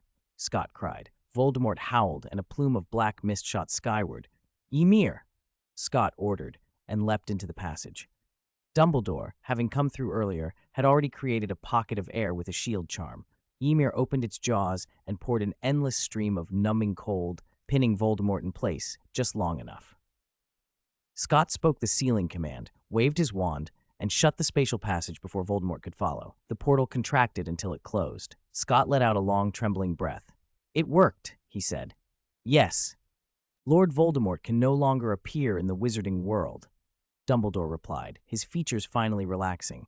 "And Medea will never obtain Voldemort's soul," Scott added with a small smile. "Let's go back." Dumbledore gestured for Scott to grasp Fawkes's tail feathers. Scott complied. Guided by the Phoenix's beautiful song, they rematerialized in the real headmaster's office. Harry still lay unconscious, Sirius at his side. When they appeared, Sirius looked up, hope and anxiety in his face. Did it work?" he asked. "Yes, we succeeded," Dumbledore said. Lord Voldemort is trapped forever in the secret realm. Sirius's shock melted into pure joy. This is wonderful. He leaped up like a child, elated. Dumbledore. A hoarse voice cut through the room. Sirius's triumphant smile fell away. The three of them turned at once to look at Harry, who had been lying on the sofa. He was sitting up now. His face was dark, his expression hard, and his eyes were fixed on Dumbledore. "Harry!" Sirius cried, rushing forward. "Snap!" Harry lashed out, slapping Sirius's hand away. "It's useless, Dumbledore." The hoarseness in his voice smoothed into chilling clarity. "I already know that this boy has also become my Horcrux." "I will not die." "Harry," Sirius demanded, panic in his voice. "What's going on?" But the voice in the room ignored him and continued, as if speaking to itself. "You know what you must do to destroy me completely, Dumbledore. That is to kill this boy." Then came a sudden manic laugh. "Ha ha ha! You won't do that, will you? Then just wait. Wait for me to be reborn in Harry Potter." "Get out!" The real Harry's voice cut through, and the shadows on his face dissolved. He began to cough and gasp as if dragged up from water. "Ha! Hoo! Sirius called cautiously. "Harry?" "Sirius." Harry sounded shaken. "I think I had a very long nightmare." "It's all right, Harry. You'll be fine. We'll find a way to fix this." Sirius clapped him on the back, helping him steady his breathing. Dumbledore and Scott exchanged a long, grave look. "Professor?" Scott's brow knit. "Lord Voldemort can do this? He somehow made a Horcrux of Harry? Isn't that like placing a ticking bomb inside him? If it isn't solved, who knew when Voldemort might find a chance to influence Harry? Harry couldn't be a Clumencying forever. He would go mad." Dumbledore, too, looked disturbed. "I apologize," Dumbledore murmured. "This was an oversight on my part." "Sirius, what's happening?" Sirius asked again, voice trembling. Dumbledore's face was uncharacteristically grim. "That fragment of Lord Voldemort's soul has become entangled with Harry's. There is a danger that any rash action could harm Harry's soul." "Tell me," Harry said, now steady and far more determined than his earlier panic suggested. He met Dumbledore's eyes. "Tell me what I should do, Professor." Dumbledore exhaled. "The simplest approach is to do nothing but maintain a Clumency at all times, prevent him from taking hold." "But I absolutely refuse." Harry's reply was sharp. "Voldemort is my enemy. I refuse to coexist with any part of him. Tell me how to remove him." Dumbledore gave a pained nod. "You must cultivate a Clumency to the highest degree and at the same time study the magic of the soul. Combine the two disciplines and very slowly separate the fragment from your own soul. Only by completely isolating it can you remove it without killing yourself." "How long?" Harry asked. "It will be a long process," Dumbledore said. "It will take time." Harry clenched his fists. "I'll do it, however long it takes." "Good," Sirius said, patting his shoulder. "I know you can do it." Flames flared in a side fireplace, and Alastor Moody limped out, hand on his cane, his magical eye swiveling. "Oh, Albus, you're back." He limped up to Dumbledore, an anxious edge to his voice. "Did it work?" Dumbledore answered. "The operation was successful." Moody's face brightened, then clouded. "If it was successful, why do none of you look pleased?" "It was my oversight," Dumbledore said quietly. "My understanding of Horcruxes was incomplete." "It's my fault, Professor," Harry said before anyone could ask. Moody turned to him. "Potter?" Moody demanded. "What do you mean?" Harry pushed his hair back, bearing the lightning scar. "He can reach me through this. He spoke through me. He intends to feed on my soul and possess my body." Moody's magical eye whirled to the scar. "Impossible," he said at first, frowning. "A soul fragment is weak. It can find opportunities to influence you, but it cannot overwhelm your whole soul." "That's what he said," Harry admitted, giving a crooked smile. "But I drove him out just now. I pulled myself back." Dumbledore's expression remained grave. "He will seek to accumulate influence slowly, subtly guiding, corrupting. When he feels the opportunity, he will take it." "I won't let him," Harry said, disgust and resolve mingling in his voice. His assertion was more faith than proof, but no one contradicted him. Moody studied him a while, then turned to Dumbledore. "Albus, this can wait. Right now we need to deal with the remaining Death Eaters. Minister Bones has arranged for their confinement at Azkaban." Dumbledore nodded. "Then let us go." "Scott, you must come with us," Dumbledore added. Scott nodded. "Of course." "Sirius, stay and watch over Harry," Dumbledore said. Sirius did not hesitate. "I'll be right here." You don't have to, Harry started. No. Sirius's answer was firm. I'm not going anywhere. Before he could argue further, Moody had already fished a pinch of flue powder from his robe and flung it into the fireplace. Ministry of Magic, he vanished into the green flames. Dumbledore and Scott followed. They arrived at the Ministry and made their way to the Auror headquarters. From there, they were taken to Azkaban by portkey. On arrival, Moody waved his wand and smashed the deerstalker hat used as the portkey. Professor Dumbledore, Mr. Moody, a voice called. Scott looked up to see Charlie gliding down on a broom, landing with a grin. Above the black fortress of Azkaban, 2 dragons wheeled and roared, their wings cutting the clouded sky. Hello, Charlie, Scott said. I heard what you did, Charlie said, clapping Scott on the shoulder. If only you'd been in Gryffindor. Ravenclaw is just as brave, Scott retorted, and Charlie laughed. Minister Bones has the Aurors ready in the dungeon, Charlie said. I'll take you inside. They followed him up the black stone steps into the fortress and down into the gloomy dungeons. In a stone chamber, Minister Amelia Bones stood to greet them. Everything went well? She asked. Moody announced loudly, Voldemort has been confined to an alternate dimension. He is isolated from the magical world and cannot escape. He is as good as dead. Cheers from beyond the stone walls rolled through the fortress. Bones smiled, but then turned to Scott. Mr. Trollope, thank you for your help. I will be applying for a first-class Order of Merlin on your behalf. Dumbledore was quick to add, I will cast my vote in favor. Charlie clapped Scott on the shoulder again. You'll be famous. Let's not forget the task at hand, Moody reminded them. Bones raised her voice. Is everyone ready? This is the final round.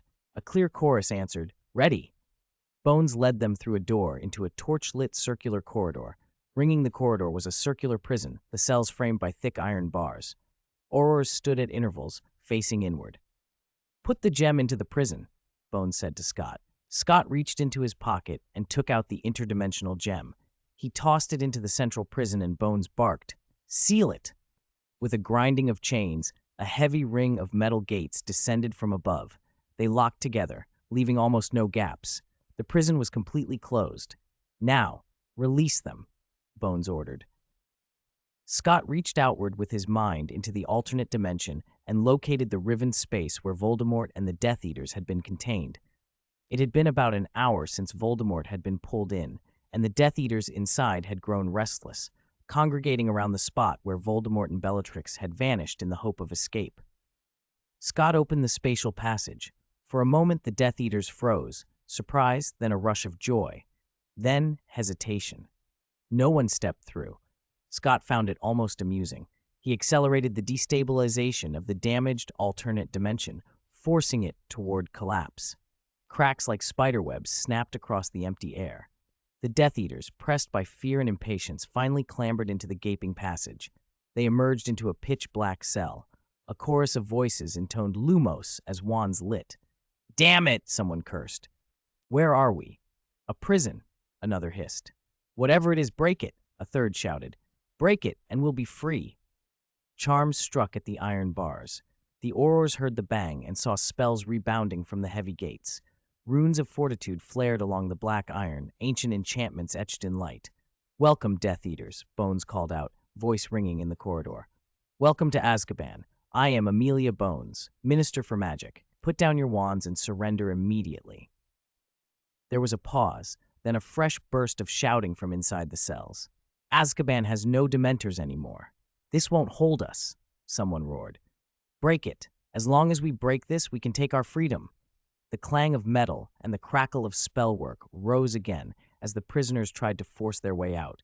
Reducto, Confringo, Deprimo, the Death Eaters trapped inside the iron cell hurled charm after charm at the walls, trying desperately to break out. Thud, thud, bang, the sounds of spells striking steel, explosions, and angry shouts echoed down the corridor.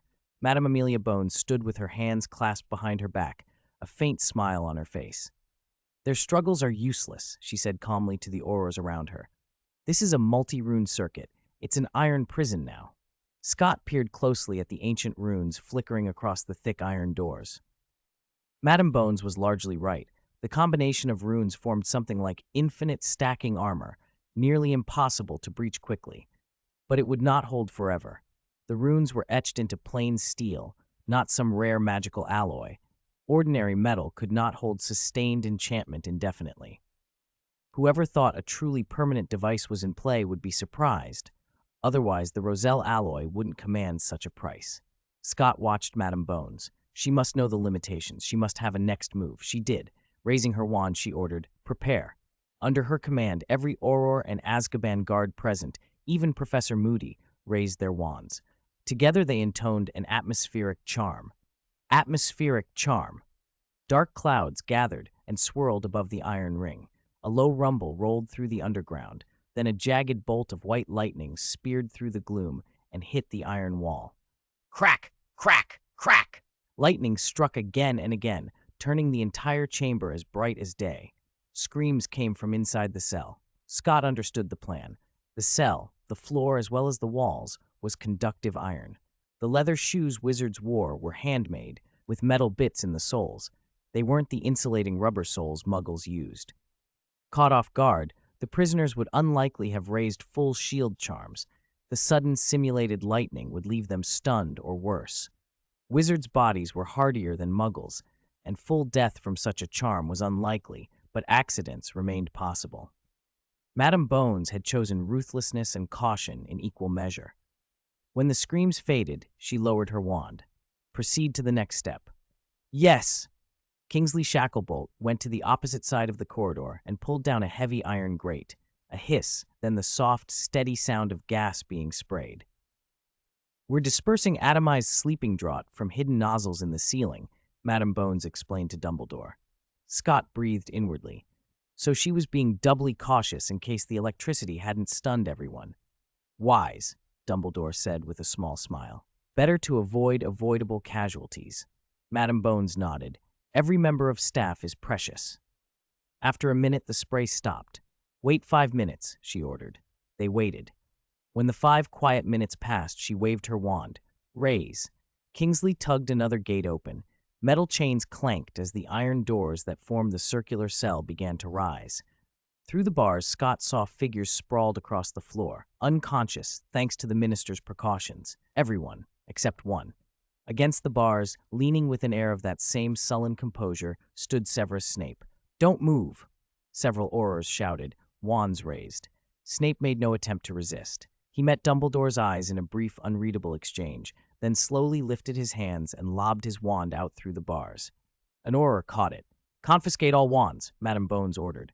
At her command, wands flew from handless fingers and into waiting palms. "Tie them up!" With a flick, the Aurors sent long, stout ropes slithering like snakes into the cell. They coiled around wrists and waists and bound every Death Eater, Snape included. "Take them away," Madame Bones ordered, and the prisoners were led back up and carried in groups to individual cells in Azkaban's upper levels. Even young Malfoy and the other minors were not spared. "It's finally over." Madame Bones exhaled as they stepped out into the gray light above Azkaban. She looked up at the oppressive sky. "I hope the British magical world can enjoy a long period of peace from now on." Scott thought of other truths. Voldemort was not completely gone. Medea still moved in shadow, and Salazar Slytherin's legacy might yet resurface. The wizarding world had many fights left. Dumbledore, who knew much of what lay beneath, did not share the minister's optimism. He cleared his throat. "Amelia, I don't wish to dampen your victory, but I must tell you," he quietly explained Harry's current state. Madame Bones' expression shifted from triumph to concern. "Poor boy," she whispered. Dread and pity softened the hard lines of the minister's face. "May Merlin watch over him." Scott rolled his eyes inwardly. Merlin was more a name for lament than a real savior, but he shared the concern. Harry's situation was serious. He wished he had power to intervene. There was no Chaldea here. He was not a master. Merlin was not his servant. He could only hope. "Albus, please make certain his condition does not worsen," Madame Bones said earnestly. I don't want James and Lily's child to be turned into a dark wizard, and I certainly hope I never have to sign his execution order someday." Dumbledore nodded solemnly. "Harry is a good boy. I will do everything I can to help him grow strong enough to face Voldemort." "Then I am comforted," she said. "We will not trouble you further." Dumbledore turned to Scott. Scott must return to his studies. Goodbye, Madam Bones, Scott said, inclining his head in a proper wizard's bow.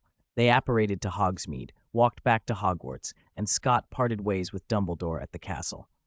As he approached the Ravenclaw Tower, hurried footsteps came behind him. "Hey!" Two hands landed on his shoulders. Scott turned. Fred and George Weasley stood there, beaming. Both wore life-sized Lord Voldemort masks. "You wouldn't think something like this would scare me, would you?"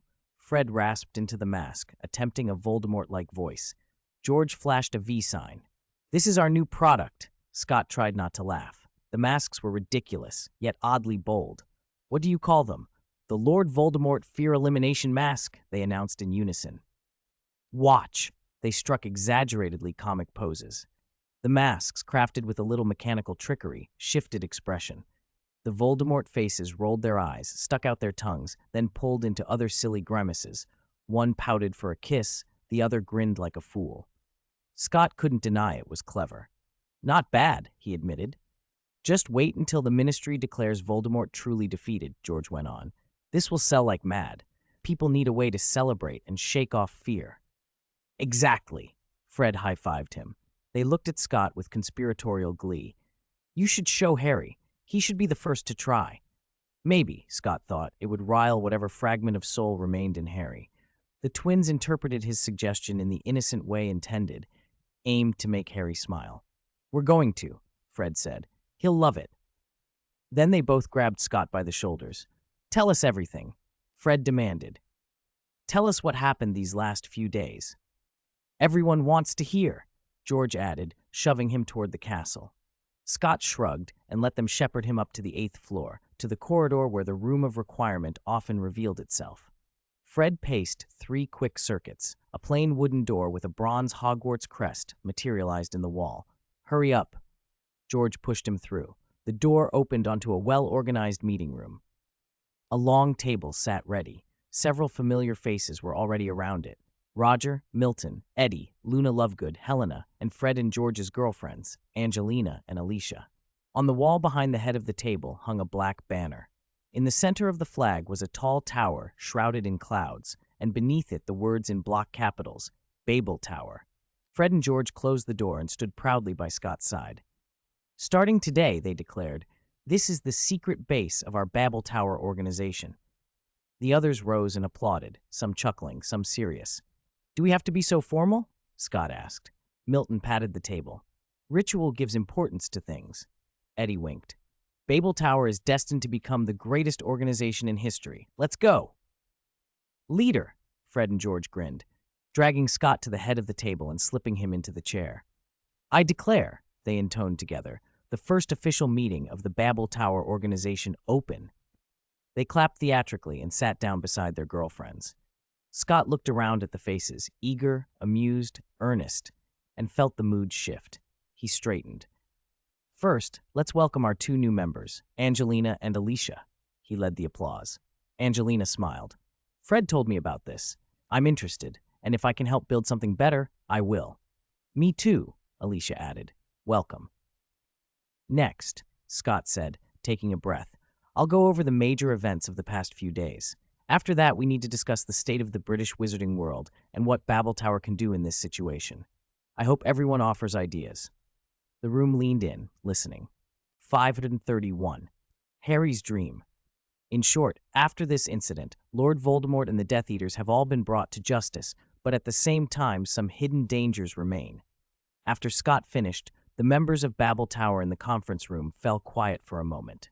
"Harry," Angelina frowned, clearly worried about Harry's condition. "Believe in him," Fred said with a smile. "He is the boy who lived." "Professor Dumbledore will definitely be able to solve this," Alicia said with confidence. Angelina nodded at first, then her face suddenly collapsed. "It's over," she groaned, clutching her head. "This year's Quidditch." The others looked at her, a little speechless. George feigned shock. "Oh, Angelina, I know you inherited Wood's captaincy, but please don't inherit his madness." Angelina ignored him and instead stared at Scott with burning eyes. "Tell me, can Harry play in the match later?" Scott didn't dare guarantee anything. "You'd better ask him yourself." Tap, tap, tap. Roger knocked on the table. "Hey, This is the first official meeting of Babel Tower, not a pre-match meeting of the Gryffindor Quidditch team. Exactly, Eddie echoed. Let's talk about serious business. He cleared his throat to get everyone's attention. My view is that we should slowly expand the organization. He took out a notebook and flipped a few pages. I think we can start with a few points. First, recruiting members. Each of us can quietly sound out friends and like-minded people. If they're suitable, bring them in.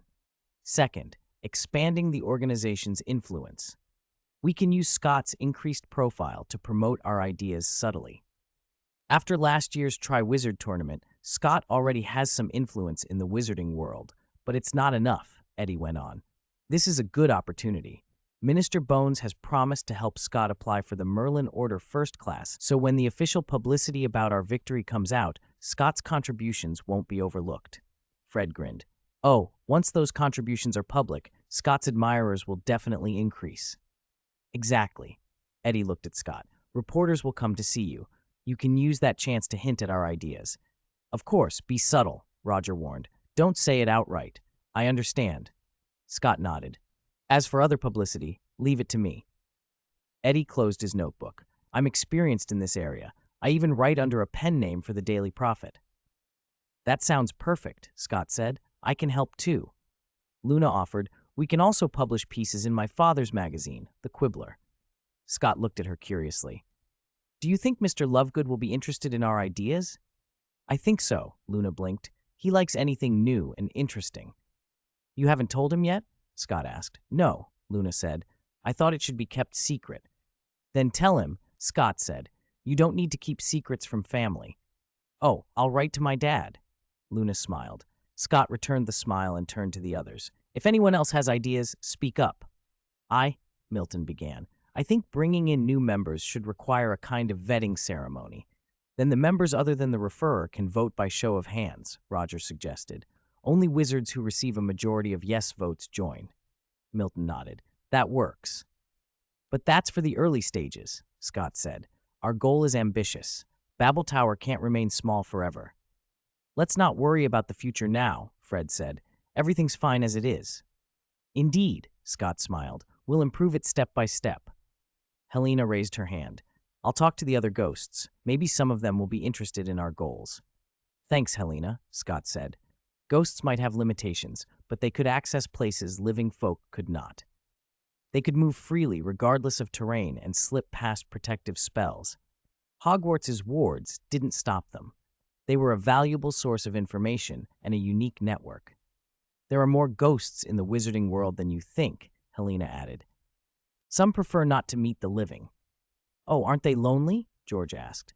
Helena smiled slightly. Ghosts have gatherings and activities of their own. Cool, Fred and George exclaimed together. Anything else? Scott asked. Everyone shook their heads. Then let's adjourn, Scott announced. As people rose, he reminded them, please pretend you don't know about Harry. Don't show anything different around him. Oh, Angelina protested. That's going to be hard. Fred squeezed her hand. Treat him as usual. He's probably under enough pressure already. Don't worry. At least he can find happiness on the Quidditch pitch. George added, taking Alicia's hand. The happiest Harry I've ever seen was out on the pitch, Alicia said. Especially when Gryffindor wins. The two girls smiled and walked arm in arm toward the door. Roger grinned at the twins, who were still looking at each other. You two can walk arm in arm too. Oh, go find your Caccini, Roger, Fred shot back. I heard Crumb is still writing to Caccini, George added. The twins pulled out their Lord Voldemort masks, put them on, made two comical Dark Lord faces at Roger, and strolled out arm in arm. When the meeting ended, Scott and his roommates returned to their dormitory. Before showering, Scott glanced at the ring on his left index finger. He still hadn't confirmed Ymir's status. He had ordered Ymir to block Voldemort and then closed the spatial passage to the Niflheim secret realm. Although Ymir could go back to its extra-dimensional space on its own, Scott wasn't sure whether Voldemort had damaged it. He decided to summon Ymir in the Forbidden Forest tomorrow to check. After these thoughts, Scott showered and lay in bed in his pajamas. His roommates thought he was tired and kept quiet, but Scott wasn't ready to sleep. He wanted to try to see Merlin again in a dream. If he could reach Merlin, maybe the problem with Harry could be resolved. Otherwise, it would feel like having your test paper taken on the last question, running 99 meters of a 100-meter dash when the last meter collapses. It was unbearable. Murmuring a few nonsense words like a charm, Scott pulled down his bed curtains and cast a silencing enchantment so his roommates wouldn't think him mad. Then he slept. He got his wish. Merlin appeared in his dream. Still in that boundless sea of flowers, Scott looked up at Merlin floating in the air. The legendary wizard appeared as a handsome young man with white hair, eyes slightly amused. "Didn't you want to see me?" Merlin said. Scott blinked. "What are you surprised about?" "Sorry," Scott stumbled. He hadn't expected Merlin to appear so easily, as if summoned. Merlin squinted and gave a fox-like smile. "Oh, child, are you thinking something impolite?" "Sorry," Scott replied again, bowing his head. Merlin chuckled. "I thought you would argue." Scott thought there was no point pretending in front of Merlin. In the dream, he felt Merlin could see through him. Merlin said, "I can perceive some of your emotions." "If you can read my emotions, how do you answer so quickly?" Scott thought, but Merlin seemed to hear him. "I infer your thoughts from your emotions and expressions. It's very simple." Scott cut off his inner monologue and moved to the point. "You must know why I want to see you." "I do." Merlin crossed his arms and looked down at him. "You want to help that boy who was turned into a Horcrux?" Scott nodded. "If possible." Merlin floated, circling Scott as if studying him, then stopped in front of him. "You don't strike me as particularly heartfelt about this." "I just want a definite end," Scott said honestly. "Harry isn't having an easy time." "Indeed, he's a poor child," Merlin agreed, nodding. "He suffered since shortly after his birth." Despite his sympathetic words, Merlin's unchanging smile kept Scott from reading his true feelings. Scott pressed on. "Do you have a solution?" Merlin tapped his chin, thought a moment, then nodded. "Yes, I do." "Then how?" Scott asked. Merlin tilted his head. "I can help, but why should I help?" Scott was at a loss. "That boy is special, but not special enough to—" Merlin interrupted playfully. "Besides, this is like a story. Once I've opened it, I want to see it through without interference. Whether it ends in tragedy or comedy, I am curious." Scott went speechless. Did the wizarding world really imagine Merlin as some capricious, theatrical figure? Merlin grinned. "You're thinking something impolite again, aren't you?" Before Scott could answer, the long staff in Merlin's hand tapped the top of his head. "Sorry," Scott blurted, apologizing once more. Merlin waved the staff like an ornament. "Consider this a reward for your honesty." The scent of flowers intensified. With a sweep of the staff, countless petals swirled and formed an illusory spatial passage. "Let's go," Merlin said. "This leads to that boy's dream." Scott hesitated for 2 seconds, then followed Merlin into the shifting passage. His vision blurred, and he found himself seated in a rapidly moving train carriage. The interior was unmistakably modeled on the Hogwarts Express. He looked around for Merlin, but his companion was nowhere to be seen. Scott got up and walked toward the door, realizing he was in the very last carriage. There was no one else there.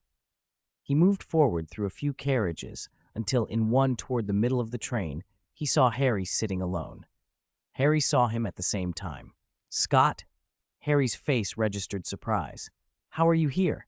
What do you think?" Scott replied, sliding into the seat opposite him. "Of course I'm heading to Hogwarts for school." "School? Oh, right." Harry nodded, then his expression shifted. "No, this isn't the Hogwarts Express. This is my dream." He looked around in astonishment. "I've never had such a vivid dream." He reached out to touch the seat and the window. "Everything feels so real, even the texture and the temperature." "Isn't the most important question why you're here?" Scott asked, smiling. "This is your dream, after all." Scott's teasing made Harry run his hands through his already messy hair, messing it up even more. "How would I know?" he snapped, flustered. "How interesting." Scott glanced around the carriage. "Looks like there are only 2 of us on this moving train." Harry laughed dryly. "Aren't dreams always bizarre?" Ignoring Scott across from him, he dropped his head and muttered, "Damn it. What kind of dream is this? How do I get out of here?" "You can't wake up from this dream unless someone in the real world wakes you right now," Scott said, smiling. "What?" Harry looked up. "Let's go." Scott stood. "Let's check the other carriages. I've only looked through half of them." "Huh?" Harry was still dazed. He managed a weak chuckle. Scott's smile turned sly. You don't still think this is just your dream, do you? Harry blinked. What do you mean? If this were only your dream, you'd be able to control everything in it if you wished, Scott explained. Oh, Harry's face cleared with understanding. He raised his hand and pointed at Scott. Disappear, Scott. I'd rather dream about Cho than you. 1, 2, 3 seconds ticked by. Scott stayed where he was, watching Harry with amused patience. Harry's face went crimson. Scott raised an eyebrow with a double meaning. You really don't give up, do you, Harry? What? Harry tried to look nonchalant. I was just... Cho is Cedric's girlfriend, Scott said calmly. I know. Harry tugged his hair in agitation. But I like her. He bursted out. She's beautiful, kind, and strong. Why can't I like her? You can, Scott said, smiling. You can have a crush. She probably won't even know. Harry was on the verge of collapse. Ah, why do I dream about things that make me look ridiculous? I told you, this isn't just your dream. Scott emphasized it again. You should have figured it out by now. If not, pinch yourself. Harry frowned. Why pinch myself? If you're only dreaming, you won't feel pain, Scott said. Harry pinched his thigh hard. It hurts. He stared at Scott. What is actually happening? It means I'm me, Scott said, leaning against the compartment door frame with a teasing grin. I'm Scott, real me, not an illusion your dream made. You're you? Harry repeated, stunned. That's right, Scott nodded. I fell asleep in the dorm and woke up here. You're joking. I'm not. Scott shrugged. How it happened, I don't know. How could something like this happen? Harry paced, panicked. Are we kidnapped? Who did this? You can feel it, can't you? This isn't the real world, Scott said. Harry struggled to accept it. Scott waved a hand and, suddenly serious, gave Harry a thumbs up. And by the way, your declaration a moment ago was impressive. Harry froze. Will you remember this when you wake up? I think I'll remember it very clearly. Scott's grin returned. Harry's face flamed. I was joking. Don't take it seriously. Scott nearly laughed. You expect me to believe that? Harry's expression was, as Scott thought, spectacular. Scott wiped the smile away. Jokes aside, time for business. He left the compartment and walked toward the front of the train with Harry's footsteps following. They passed empty carriages until they stopped before the prefect's compartment. Scott pushed the door open. A boy about Scott's age sat inside. Black hair, black eyes, handsome in an old-fashioned school robe. He stood and bowed lightly. I am Tom Riddle, he said. Tom Riddle? Harry muttered. That name rings a bell. Scott laughed. Hello, Lord Voldemort. What? Harry stepped back. Riddle laughed too. Hello, Trollope. Riddle's sleeve dropped and a wand slid into his hand. He raised it and pointed at Scott. I didn't expect such an outstanding child among mudblood wizards. I'm outstanding because I'm me. Scott shot back and raised his wand. It has nothing to do with my birth. Oh? Riddle's black eyes flared scarlet and he grinned. You're more arrogant than I thought. Wait, Harry demanded. What is going on? Riddle laughed. How foolish. Is this the so-called savior? The boy who lived? I've never cared about those damn titles. Harry snapped. Harry, Scott said quietly, he's Lord Voldemort's consciousness. He's lodged inside you. If we can defeat him here, you might get rid of him completely. Riddle's form shrank. Harry and I are one. He shifted. Suddenly he wore Harry's face, everything identical except for those red eyes. We have merged, Harry. Killing me is killing him. You're talking nonsense. Harry drew his wand, heart pounding. You can feel it, the connection between us. Riddle smiled, watching him. You're talking rubbish, Harry stammered, taking a step back. If we were talking soul fragments, you might be right, Scott said calmly. But this isn't a manifestation of soul power. Riddle's expression flickered with surprise at Scott's knowledge, then smoothed. What did you do? Think about it, Scott said. If that soul fragment manifested fully, what form would it take? Riddle hesitated, then spoke evenly. You know a lot. I know enough. Scott nodded. What appears here is consciousness. If the consciousness dissipates, that soul fragment in Harry's body will dissolve and be absorbed, becoming nourishment for his soul. Harry recoiled. I don't want that. Voldemort sneered, focusing on Scott. I'm very curious how you pulled this off. I won't satisfy your curiosity. Scott's wand flew up. Protego! He threw a shield charm just in time, blocking a sudden attack aimed at Harry. Voldemort's curse struck the barrier and recoiled. The dark figure laughed. Perhaps someone helped you, but this is a double-edged sword. I know, Scott said. Voldemort's eyes turned to Harry. If I seriously wound his consciousness here, I can take his body. Scott had expected as much. Since this Voldemort was only a fragment, he couldn't destroy Harry's soul entirely, only wound it. A wounded consciousness would be easier to exploit. Merlin would not have made the situation purely one-sided. Be careful, Scott warned. He's not lying. Harry nodded. This is the best chance for both of us, isn't it? You're not wrong. Scott waved his wand, and the back of Voldemort's seat shifted, becoming a huge stone hand that reached out to snatch him. Voldemort flickered and reappeared on the other side of the carriage. The hand went back to being a seat. I have you to thank, Trollop, Voldemort said. In his red eyes, the pupils slitted like a snake's. Since I am only consciousness here, I don't have to obey the real world so strictly. He vanished like a gust of wind. Yggdrasil, a voice shouted. Avada Kedavra, another answered. Green light ripped through Harry's chest. Voldemort stood behind them, his wand still smoking. The killing curse had passed through Harry. Harry looked down at the green slash and smiled oddly. This is incredible. Scott kept them in a constructed alternate space, an ethereal state, to blunt the attack's consequences. Voldemort stopped and watched Scott. The main body's failure seems to be because you mastered this magic. You're right. Scott made the alternate space dissolve invisibly and fired a confringo at Voldemort. Expelliarmus! Harry unleaded his go-to charm at the same time. Red and orange streaks crossed the air, but Voldemort was nowhere to be hit. Yggdrasil, he hissed, and was gone. Scott put them into the ethereal state again. Voldemort cast Avada Kedavra at Harry. Use your imagination, Harry, Scott urged. We're consciousnesses here. Don't be so literal. Harry's eyes lit. He launched into the air, clumsy but quick. Scott relaxed some of his protection to focus on Voldemort. Spells erupted. Defindo, Crucio, Confringo, Deprimo, Expulso, Avada Kedavra. Charms flew. Some shouted, some silent. The carriage was shredded by the ricocheting magic. The force of it sent all three of them out of the train. When they landed, they found themselves on a familiar platform. King's Cross, Platform 9 in Coursers.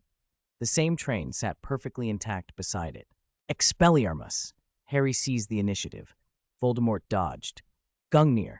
Scott's wand flared with golden light, firing a spear that extended and retracted in an instant. A fist-sized hole opened in Voldemort's chest. He stared, shocked. I didn't expect you to hide such a charm. Surprise wins battles, Scott said. Avada Kedavra! Voldemort howled, and Scott disapparated from his spot. Voldemort threw another killing curse at Harry, who twisted away with the agility Scott had praised. Gungnir! Scott called again. The golden spear appeared. Voldemort vanished, but the light reached him wherever he reappeared. The spear followed like a shadow. This is a powerful offensive charm, Scott explained as the golden light tracked the dark figure, said to never miss and impossible to avoid. Unable to dodge doesn't mean unable to resist. As Lord Voldemort fled, a silver shield flashed up between him and Scott, colliding with the golden light. Scott only smiled as he watched. The golden beam cut clean through the shield and pierced Voldemort's chest. 2 fist-sized holes appeared in his torso. No blood spilled, but the hairy face Voldemort wore began to blink and warp like a bad television signal. Damn it! The man with Harry's face looked horrified. He raised his wand to counter, but could not complete a charm. Did we beat him? Harry floated down, still surprised. That easy? Scott said calmly. He was just a fragment of Lord Voldemort's soul. How much power could he really have? Ah! Voldemort suddenly screamed. The wand in his hand disintegrated into smoke and vanished. His body collapsed, shivering and curling in on itself. Under Scott and Harry's eyes, he shrank and changed until he became a blood-red, grotesque skeletal infant. The creature kept its eyes shut and opened a wide mouth to emit a high, keening wail. Harry took a step back. What is that? Probably his true form, Scott said, frowning. After all, he was only an incomplete part of Voldemort. What now? Harry asked. You handle it, Scott. Scott's tone went cold. From now on, you're free of him. Aye, Harry faltered, clearly reluctant. Scott urged him. Don't forget, he killed your parents. This is your revenge. Harry's face hardened. He clenched his jaw until his cheeks bulged. I understand. The words were forced out through his teeth. He raised his wand. Incendio. Watch out. Scott's face snapped hard. He grabbed Harry's collar and apparated them both to the roof of the train by the platform. Immediately where they had been, a violent explosion blew up and a cloud of dust roared into the air. "What happened?" Harry asked, his charm interrupted and confused. Scott squinted into the dust. His power just surged. He suspected, with a grim half-joke, that Merlin had decided the encounter needed to be more interesting and had increased the difficulty of this instance. Through the settling dust, a black shadow swelled and expanded. "He's gotten bigger!" Harry shouted. Scott didn't hesitate. He raised his wand. "Gungnir!" A lance of golden light slammed into the dust and struck the giant black shape with a ringing clang, as if hitting metal. The beam shattered. Scott's eyes widened, blocked. As the dust settled, they could clearly see Voldemort's new form, still a monstrous infant, but enlarged dozens of times. Lying sprawled on the ground, he was already taller than a carriage. He lifted his huge, ugly head, opened enormous, swollen eyes, and fixed his blood-red irises on Scott and Harry. "You're right, Harry," he croaked, his voice harsh and full of nail-like teeth. "For both of us, this is the best opportunity." Scott's eyes flickered. He understood something, but he kept quiet. "What?" Harry asked, bewildered. Why would I become powerful?" Voldemort laughed, shrill and wild. "Because this is all my power." Harry turned to Scott. "You said he was only a soul fragment." Scott's mouth twitched. "He was, but maybe not anymore." "Explain," Harry demanded. Voldemort cut in, eager to tell his own story. "It's exactly as it sounds. My main body vanished. He gave all his power to me." He crawled forward slowly. "Bella was there too. A good subordinate. I sacrificed her soul to complete the transfer." "You monster!" Harry cried and fired a reducto. The red charm struck the baby Voldemort's skin and produced only a dull thunk. Nothing happened. Voldemort propped himself on one hand and raised the other. "No magic will affect me now." "This is a battle of wills," he snarled. "Go!" Scott grabbed Harry and apparated to the other side of the platform. Voldemort flattened the train engine with one palm. "Is what he said true?" Harry asked as they dodged. "Watch and dodge," Scott warned. Harry floated up and away. Voldemort lunged. His charge smashed through an entire wall. Scott tested Gungnir again. The golden spear struck Voldemort's palm and shattered once more. Scott rotated the problem mentally. "Good news, he seems unable to use magic in this state. Bad news, our magic can't harm him." "You're right," Harry said, dodging another lightning-fast swipe. The giant infant crawled with frightening speed, powerful and relentless despite its grotesque shape. "You can't escape," it screamed, maddened. "I will soon replace Harry and be reborn."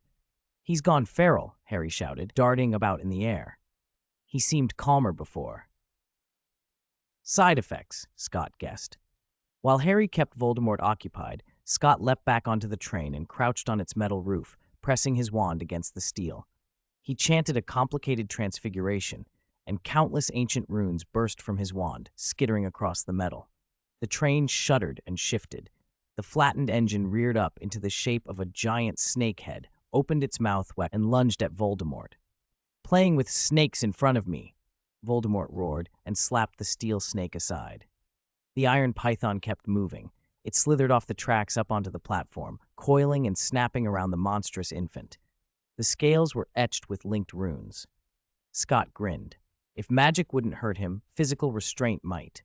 The steel serpent lashed, tightened, and began to squeeze.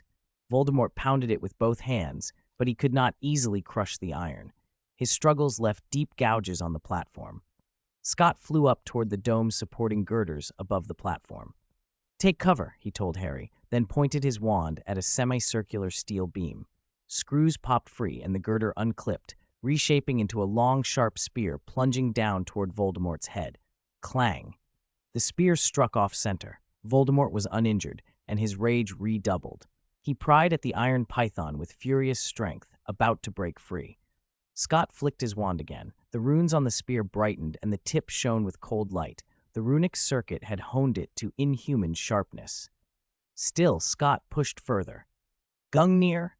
Golden light wrapped the shaft, and a sliver of light shot forward in a motion too quick to track.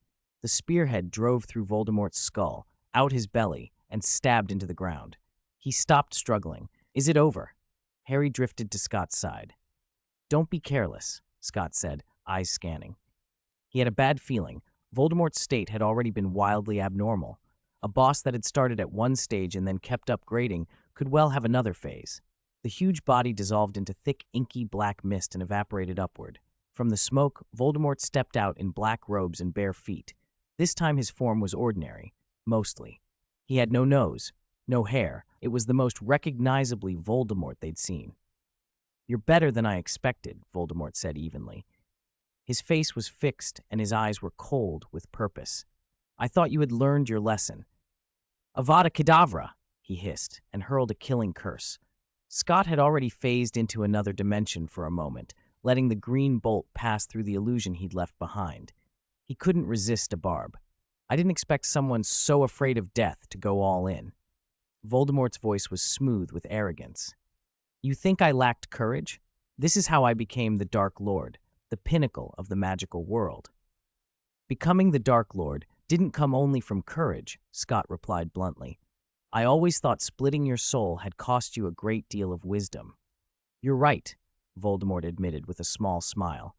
"But I seem to have recovered some of what I lost." Scott felt the weight of that. This Voldemort might be the hardest they'd faced. He had no time to analyze further. He glanced at Harry, confirming he was okay. Scott had thought he was facing only a soul fragment, something manageable, but the boss had been upgrading itself step by step. Scott and Harry hadn't even leveled up. If Scott failed here, Harry would be in genuine danger. He had asked Merlin for help once. If he didn't resolve this perfectly, he might have thrown Harry into mortal peril. Scott cursed Merlin under his breath. "Avada Kedavra!" Voldemort struck again, this time aiming at Harry. Harry, alert and able to fly as a consciousness body, dodged.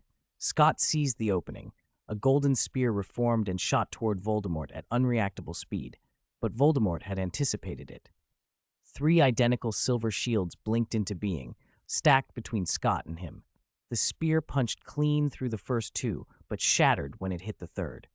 If Scott had been firing the full version of Gungnir, perhaps it would have broken every defense. This was a tempered form. He closed his eyes for a moment, then called Incendio. A vast wall of fire erupted. Scott channeled it, and with another command, he reshaped the flames into a spear. Gungnir! The fiery lance stabbed forward. Voldemort, who had already decided that dodging was futile, erected 5 overlapping silver shields this time. 534. Competition of wills, flames coalesced into a long spear. The burning shaft drove through 2 layers of silver shields like a hot knife through butter, pierced 2 more layers with difficulty, then disintegrated when it struck the final barrier. At the same moment, a red lightning bolt, steered by Lord Voldemort's wand, shot towards Scott. Sensing the shift in magical currents, Scott vanished from sight at the perfect instant and reappeared in front of Harry. Guided by his wand, the hard ground of the platform surged upward like flowing liquid and took the Avada Kedavra meant for Harry. Bricks crumbled beneath the blast. Voldemort condensed into a ball of black mist and floated into the sky. The steel python, the train made monstrous, raised its upper body, opened its huge mouth, and snapped toward the black mist as if trying to bite Voldemort himself. Using the python's entanglement to pin Voldemort, Scott aimed his wand at Harry. Yggdrasil. He banished Harry into another dimension without ceremony. "Hey." Harry tried to speak, but he vanished instantly. Scott did not leave Harry behind this time. "Just stay put," he muttered. "I can't worry about you right now." He had to make sure Voldemort couldn't ambush Harry while they fought. If Harry had been struck, Scott's intervention would have been nothing but a tragic mistake. While Harry disappeared, Scott watched Voldemort. The Dark Lord slipped free of the python by exploiting his black mist form. Scott thrust his wand forward. Gungnir. Golden light flared. A harsh clang answered as Voldemort summoned several more layers of silver shields to intercept the thrust. He slashed downward with his wand. A red beam like a razor-edged magical sword severed the steel python's neck. The rune circuit on the python's skin flickered and collapsed. The giant body reverted into a train and crashed back onto the platform in a cloud of dust. A dazzling green light pierced the dust toward where Scott had been, but he was no longer there. He stood somewhere in the haze, a massive rune circuit flashing beneath his feet, and the world plunged into absolute darkness. Deprived of sight, Scott relied on his magical perception. He shifted positions in rapid succession, launching a flurry of attacks from blind angles. Voldemort, however, was unlike any enemy Scott had faced before. "Useless," the Dark Lord said, his voice calm even as explosions and clashes echoed around him. Even without the advantage of magical sight, Voldemort blocked Scott's assaults with steady skill and answered with accurate counterstrikes. After probing for a while, Scott abandoned the illusionary ambush. Whether by battle instinct or by sensing killing intent, he realized those tricks had little effect on Voldemort. The rune circuit beneath his feet slid into a new configuration and silently wove another illusion. The darkness receded, the battered platform snapped back into view, and dozens of Scots appeared, surrounding Voldemort. They were everywhere, on the tracks, atop the ruined train, along the platform, clinging to the iron framework that supported the dome. Each was identical, everyone brandishing a wand and aiming at the Dark Lord standing in the center. "Interesting," Voldemort murmured. "Another apparition?" "Although there seem to be many," he continued, "only the true body can do real harm." "You are right," all the Scots said in unison. "Come and find out which one of us is true." Voldemort didn't rush. He waited for Scott to make a move, intending to use any reaction to reveal the real body. The dozens of Scots laughed together, the tips of their wands ignited with golden light. "Most of our attacks are illusory. Only one will actually hurt you," they teased. "How will you judge? Dodge or stand your ground?" Voldemort's face grew stern, but he said nothing. "Oh, I almost forgot," the Scots went on. "You used intuition to tell which of the attacks in the dark were real. That should work again, shouldn't it?" "Such false tricks will never work on me," Voldemort sneered. "Is that so? Then let's try." Dozens of golden spears erupted and lunged at him from every direction. Voldemort, who had been composed, suddenly changed its expression. Silver shields stacked and layered around him like a turtle shell, protecting him at the center. But this time, the spears passed silently through the shields and caused no harm. Hey, these are all apparitions," Scott's voice echoed from every direction. "Because of that, you can't tell where the true attack comes from. Your intuition tells you they're harmless, but you won't risk letting your guard down, so you were forced to use an infallible defense. What a waste." "Insulted," Voldemort snapped. "Never." His words hissed like a snake. "No one has dared toy with me like this." The silver shields exploded outward. Hurricanes whipped around him. His black robes snapped and fluttered. He spread his arms and roared. Boom! The sky poured down a sea of fire. Dark red fiendfire swept across the scene, consuming everything in sight. The station began to collapse. The inferno tore apart Scott's rune circuits. All his illusory figures vanished. "Where is he?" Voldemort snarled as he stalked through the burning chaos, searching for Scott's trail. Come out for me." In another dimension, Scott and Harry crouched together, watching. Harry looked pale. "Fiendfire, can it be put out?" Scott shook his head. "Not without a large-scale finite incantatum, and even then, it takes a long time." "So what do we do? If we go out now, we'll be burned to ashes, won't we?" Harry scratched his head in frustration. "Let's wait," Scott said. "Let him exhaust more of his power." Harry tipped him, back on topic. "You must know something about this dream."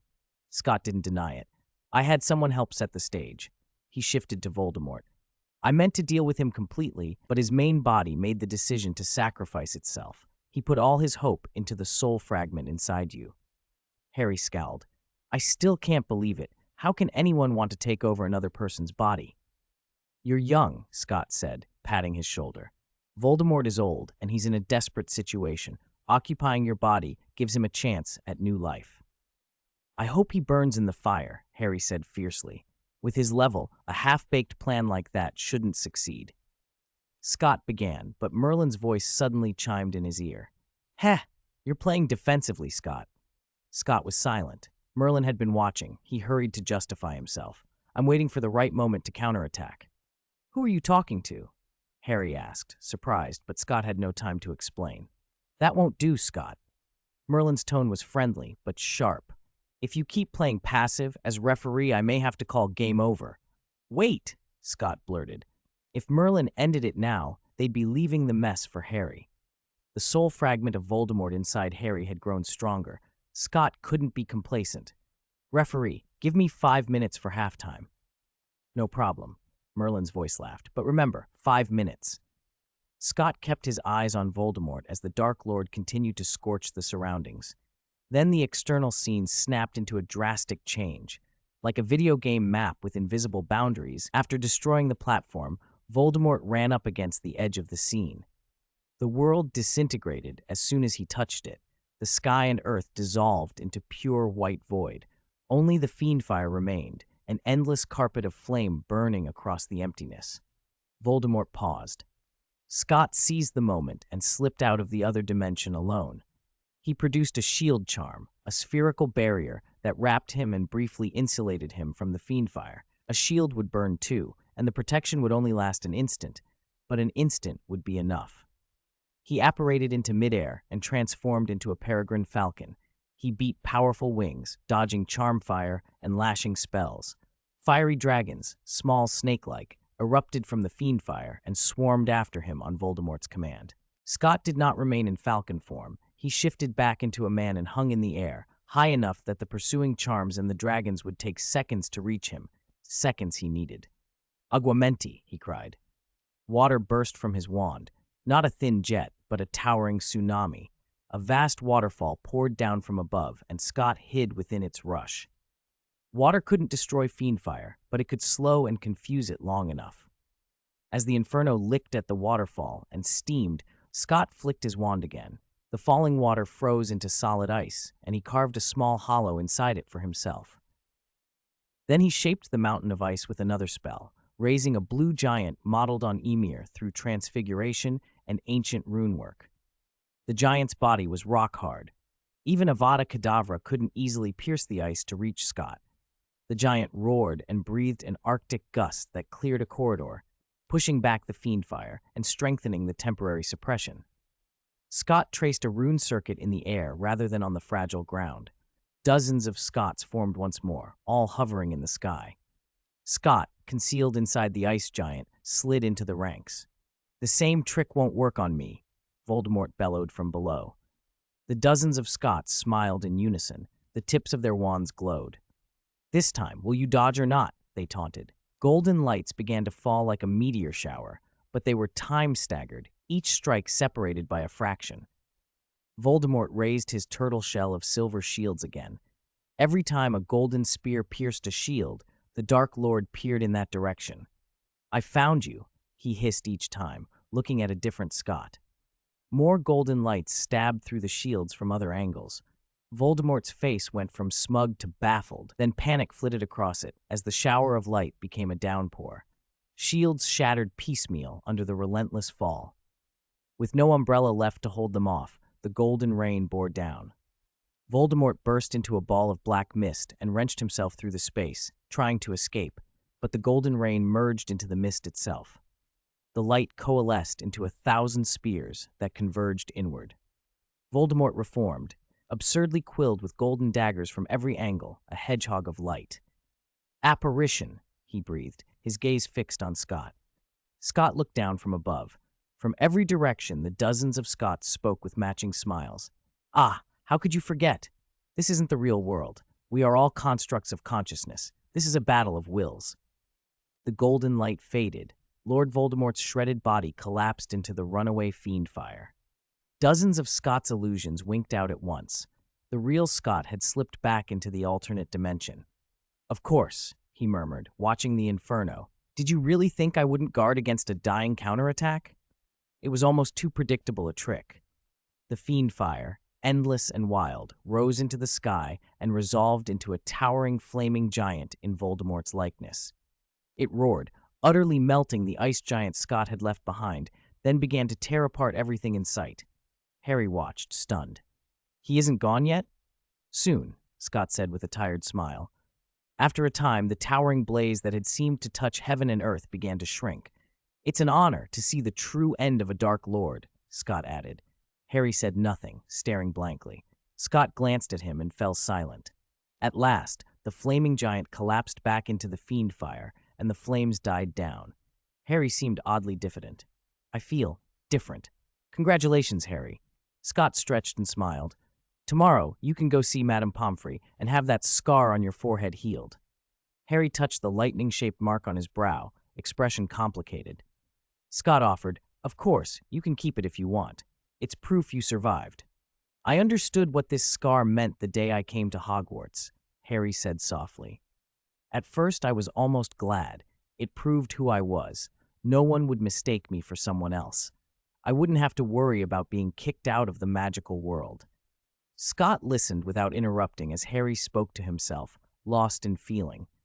"But later I began to hate it, not just because people stared, because it recorded the first thing that happened to me, and then I learned more about what it meant, and I didn't know whether to like it or hate it.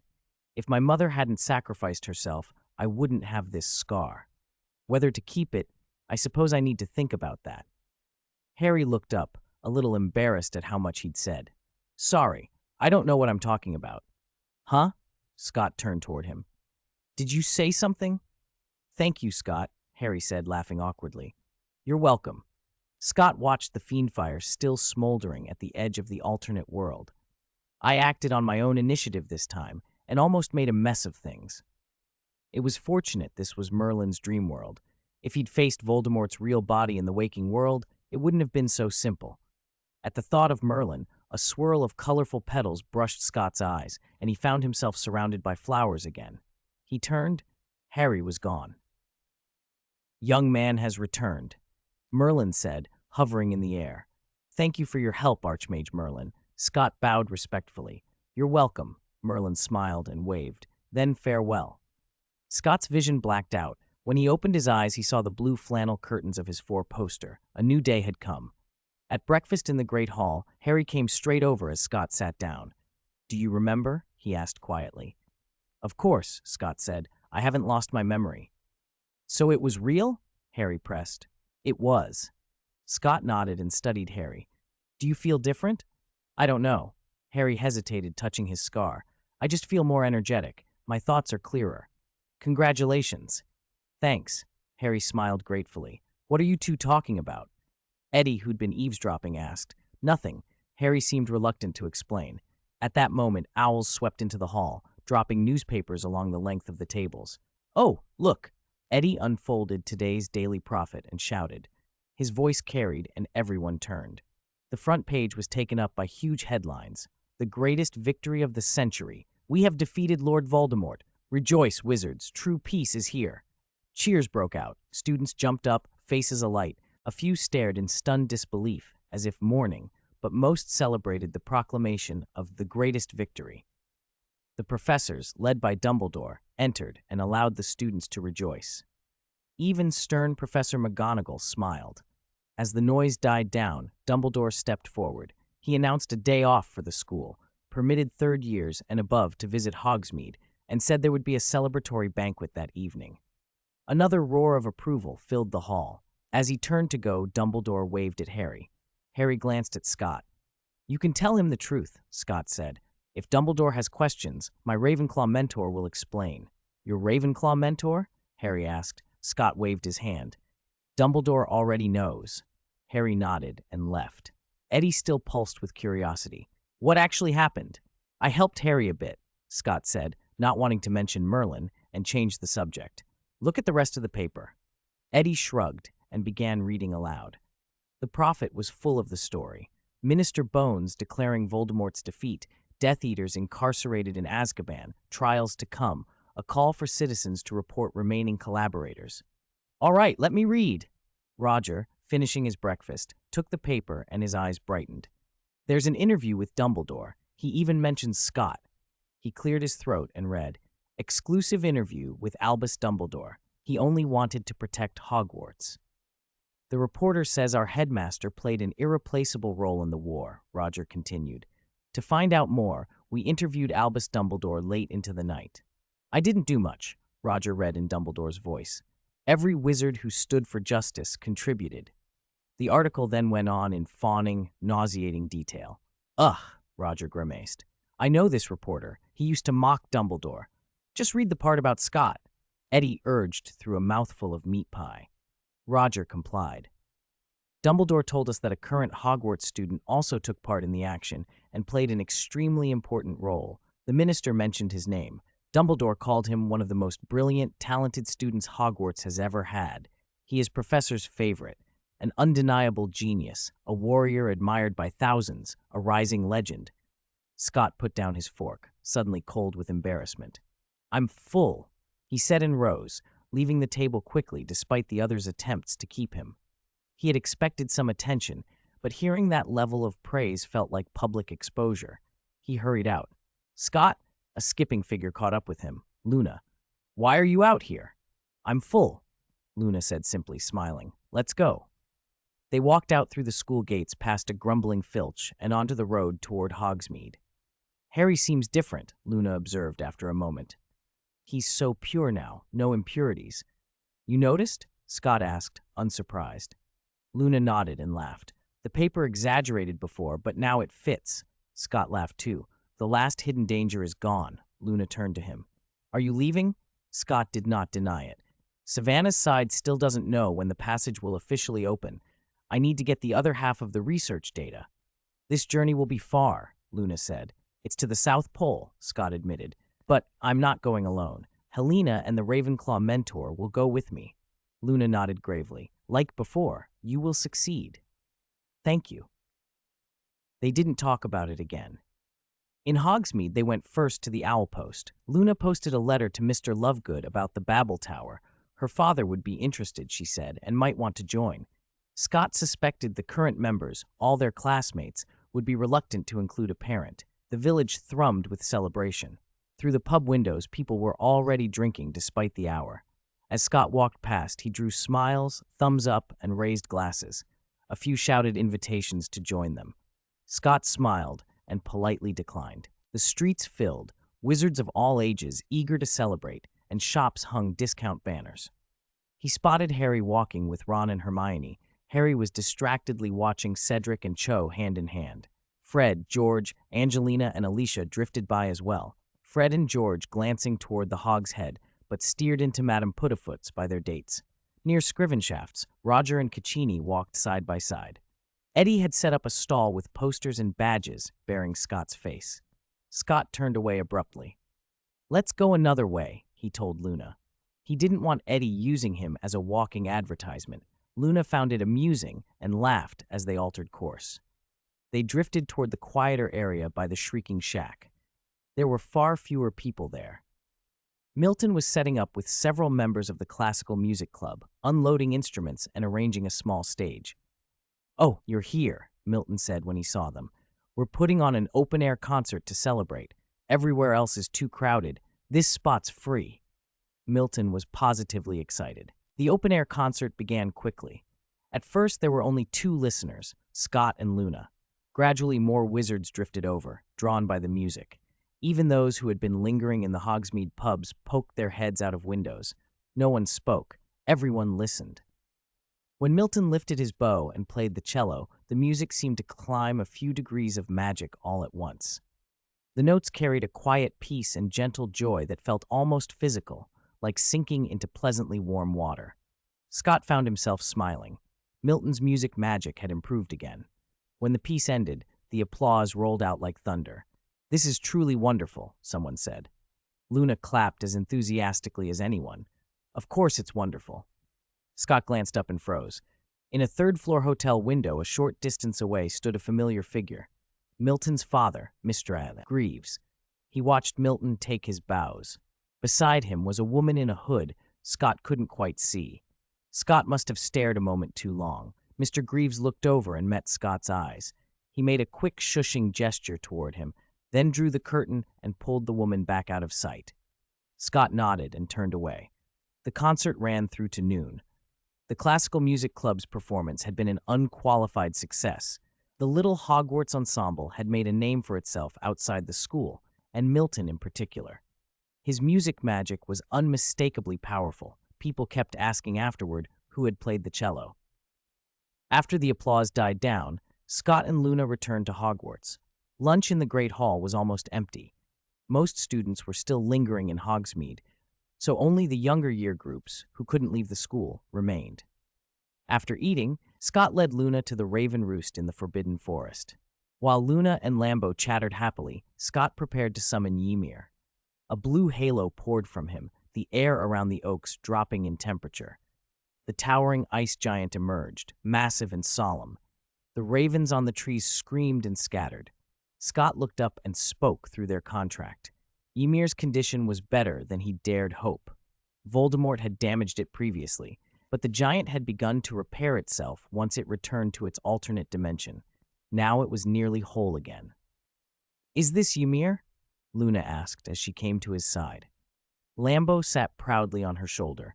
"This is the big guy," it crowed. "With my help, Scott got the ring that summons him from that underwater secret realm." "You're really great," Luna said, and Lambo puffed up with pride. "If it weren't for me, Scott's adventures would be much harder." Scott laughed. "Of course. Luckily, I have a good friend." "You know it," Lambo agreed loudly. Scott extended his left hand. The ring gleamed as Ymir accepted the signal to return to its realm. He told Lambo, "Get ready. Our next adventure is about to begin." Lambo gave a sharp caw and fluttered up. "Are we going to Antarctica? The snowy continent you mentioned?" "That's right," Scott said. "I need the rest of the research data, especially the second half of the Gungnir advancement." Knowing the complete version of Gungnir would make him far more confident about entering Avalon. Luna's face showed concern. "Have you told the professors?" "Not yet. I'm about to." "And Babel Tower?" "I'll tell them after I leave." Luna blinked in mild disapproval but nodded. Scott smiled. "I'll be back quickly. Maybe before Christmas, maybe before the Enigmas." He held out his hand. "Let's go." They apparated back to the edge of the Forbidden Forest and walked through to the castle. After saying goodbye to Luna, Scott went straight to the headmaster's office. Dumbledore was standing by the window, watching the younger students run below the turrets. "You're here, Scott," Dumbledore said without turning at first. "Harry told me what happened last night. You did another remarkable thing." Scott stood beside him, watching the scene below. "I had a lot of help," he admitted, "and I was reckless, too fortunate the outcome wasn't worse." Reflection came easily now. Past successes had sometimes bred overconfidence. Dumbledore smiled. "Harry can grow freely now, and this old man can breathe easier." Scott asked for leave. "Tomorrow," he said. "When will you return?" Before the Ain, Dumbledore did not deny the request. Scott then sought out Professor Flitwick. After a long conversation, Flitwick offered him no objections and even a small prophecy of sorts. "Go, Scott. I have a feeling you'll accomplish unprecedented things." With Flitwick's blessing, Scott went back to Ravenclaw Tower to tell Helena and the portrait mentor. That evening, the school held a celebratory banquet. The hall was lively. Even Professors Vector and Trelawney, who rarely appeared, attended.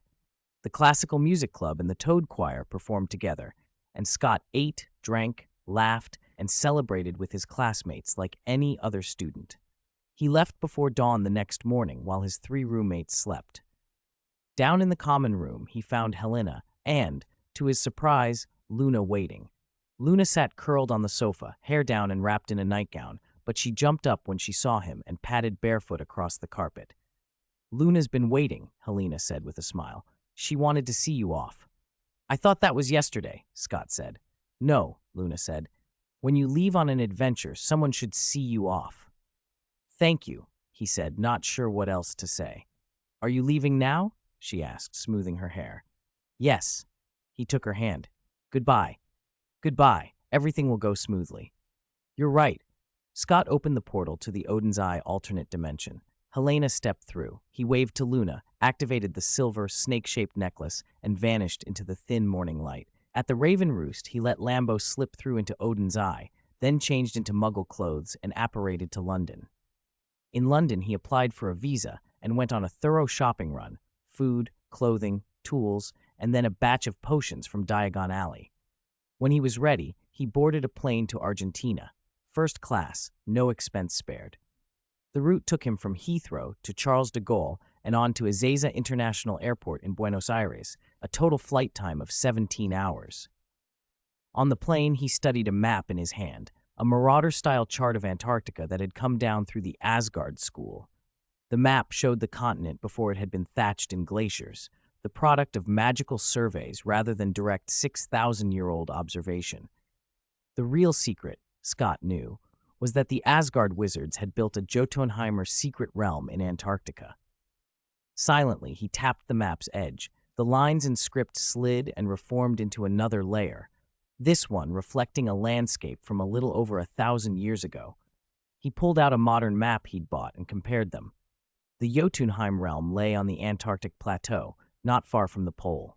The environment would be brutally harsh. The tougher practical problem was the Drake Passage, the stretch of sea at Argentina's southern tip. A tourist cruise would be impossible. Those ships ply the South Shetlands and land briefly. If he vanished, it would become a widely reported missing person case. Using Serain to cross the sea might help, but the Drake Passage was notorious for fierce winds, massive waves, and bone-deep cold. That would be an enormous complication. He'd have to inspect the route in person and make a careful plan. After landing at Ezeiza, Scott slept in an airport hotel. When he woke, he pulled the magic mirror from his bag. It was full of messages and missed communications, complaints, jokes, and a string of video calls. Swiping the surface, he let the messages stack without reading them all. He could imagine the tone.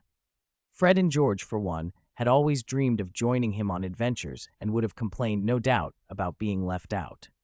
A call connected. The mirror filled with faces in the Babel Tower meeting room from the Room of Requirement. "Where are you now, you bastard?" Fred demanded. "In Buenos Aires," Scott said, stepping out onto the balcony. He could see the city beyond the airport lights. "Near the bottom of the world." George hissed enviously. "We haven't even left Britain properly. Egypt was the furthest." "Are there wizards there?" Eddie asked. "Was the journey smooth?" Milton asked. Roger wanted to know how he planned to get to Antarctica. Scott answered quickly, running through what he could. Yes, there were probably wizards in Argentina. The trip had been smooth, and he'd decide the Antarctic route after inspecting the Drake Passage in person. "Send back videos," Eddie urged. "Live streams would be even better." "I will," Scott promised. "But once I'm inside the secret realm, we'll lose contact." He'd found that network links snapped in places like Niflheim. Even when he'd briefly reached Dumbledore near the Standing Stone in Gungnir Tower, the line had broken soon after. No real-time updates would be possible from within Jotunheimer. Eddie insisted they at least record as much as possible. After he cut the connection, Scott ordered room service and ate, then checked out and took a domestic flight to Ushuaia, the southernmost city in Argentina. Ushuaia, known as the end of the world, left him a single passage between himself and the Antarctic, the Drake Passage. He spent 3 days in the city, scouting sea conditions and streaming glimpses back to friends in Britain. Ushuaia itself was wild and beautiful. Stormy seas, green hills, and distant snow-capped peaks. He tried the local specialty, giant spider crab, and later heard that Fred had shown his photo of the meal to Ron at the dinner table. Scott didn't want to know Ron's reaction. On the third day, having gathered what he needed, he finally set off alone for the Antarctic. 537. Jotunheim. Secrets. Late at night, Scott stood on the deserted beach. Lambo, all black, perched on his shoulder. Helena, her body translucent, drifted at his side. "I never expected to get to the other side of the world," she said, watching the restless sea, her voice a little excited. Scott smiled. "My original plan was to travel around the world after graduation." He casually produced 4 small metal spheres. The magic barrier ball landed with a faint hum and unfolded into a cube-shaped ward. "Time to go." Scott sat down, set a magic lamp beside him, and took out the blank small picture frame. A huge wave rose up and swallowed the barrier like a giant hand, dragging them into the ocean. Serene, enlarged, appeared and disappeared beneath the surface, carrying the magic barrier and swimming away. Despite the turbulent undercurrents, Serene's control made the ride smooth, more comfortable than many cruises. To Muggles, the Drake Passage is notorious as the widest, deepest, and most dangerous strait in the world, where storm winds and towering waves make navigation deadly. More precisely, the Drake Passage stretches roughly 800 kilometers, with waves 10 to 20 meters high and winds reported to exceed 100 kilometers per hour. "We're going to cross the Drake Passage and reach the South Shetland Islands," Scott said, unfurling the Marauders map. "The islands are barren, but many countries maintain research stations there. We'll have to avoid Muggles." Helena frowned. "Why do Muggles live in a place like that?" Exploration, said the Ravenclaw portrait dryly. Scott added, Antarctica is still practically untouched by humans. There are valuable resources and scientific opportunities. Time passed slowly as Siren kept a steady, not top speed. It took them a full day to cross the passage. Late at night again, sea full of floating ice pushed them ashore, and the magic barrier came to rest. Cold, Scott muttered, feeling the chill through the barrier and adding another layer of clothing before stowing the magic barrier ball. He let Siren return to the Odin's Eye space and released Horus. Enlarge. At his command, the palm-sized Horus swelled into a behemoth. Scott climbed onto its broad back with Lambo and the picture frame. Next, we'll go by air. After Helena joined them, Scott reactivated the barrier and cast disillusionment charms on Horus, himself, and Lambo. Take off. Horus spread his wings and rose.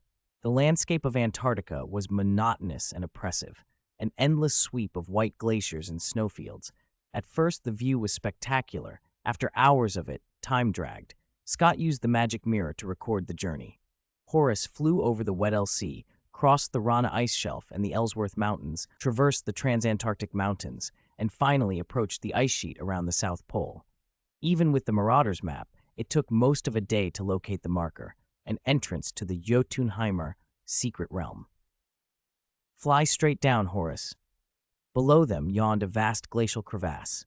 Horus screamed, rode a gust of wind, and dove into the void. As they descended, the light dimmed. Scott lit the magic lamp and probed the environment while directing Horus's course. Turn left ahead. Keep descending. Turn right. I'm sensing magical fluctuations. That's it. He pointed to what looked like a natural platform carved into the ice wall. Horus settled there and folded his wings. Good job, Horus. Scott broke the disillusionment charm and sent Horus back into the Odin's Eye space. You won't see the sky here anymore. Helena glanced upward. Scott walked forward, following the magic vibrations buried in the ice, and traced a difficult rune with his wand. A circular spatial passage opened in the ice wall. You can go in. They stepped through, and in a flash, emerged into a vast wasteland. This interior wasn't covered in the thick ice of the surface. Instead, the land was littered with enormous boulders, so massive they resembled small mountains. Standing among them, Scott felt incredibly small. This pocket realm seems exceptionally large. Helena floated higher to peer farther. I can't see the boundary of the wasteland. I don't know whether it's truly limitless or an illusion. Scott understood. Either the realm really was that vast, or its horizon was a visual trick like distant textures in a game. He transformed into a peregrine falcon and, with Lambo, flew up to scout. They found no buildings.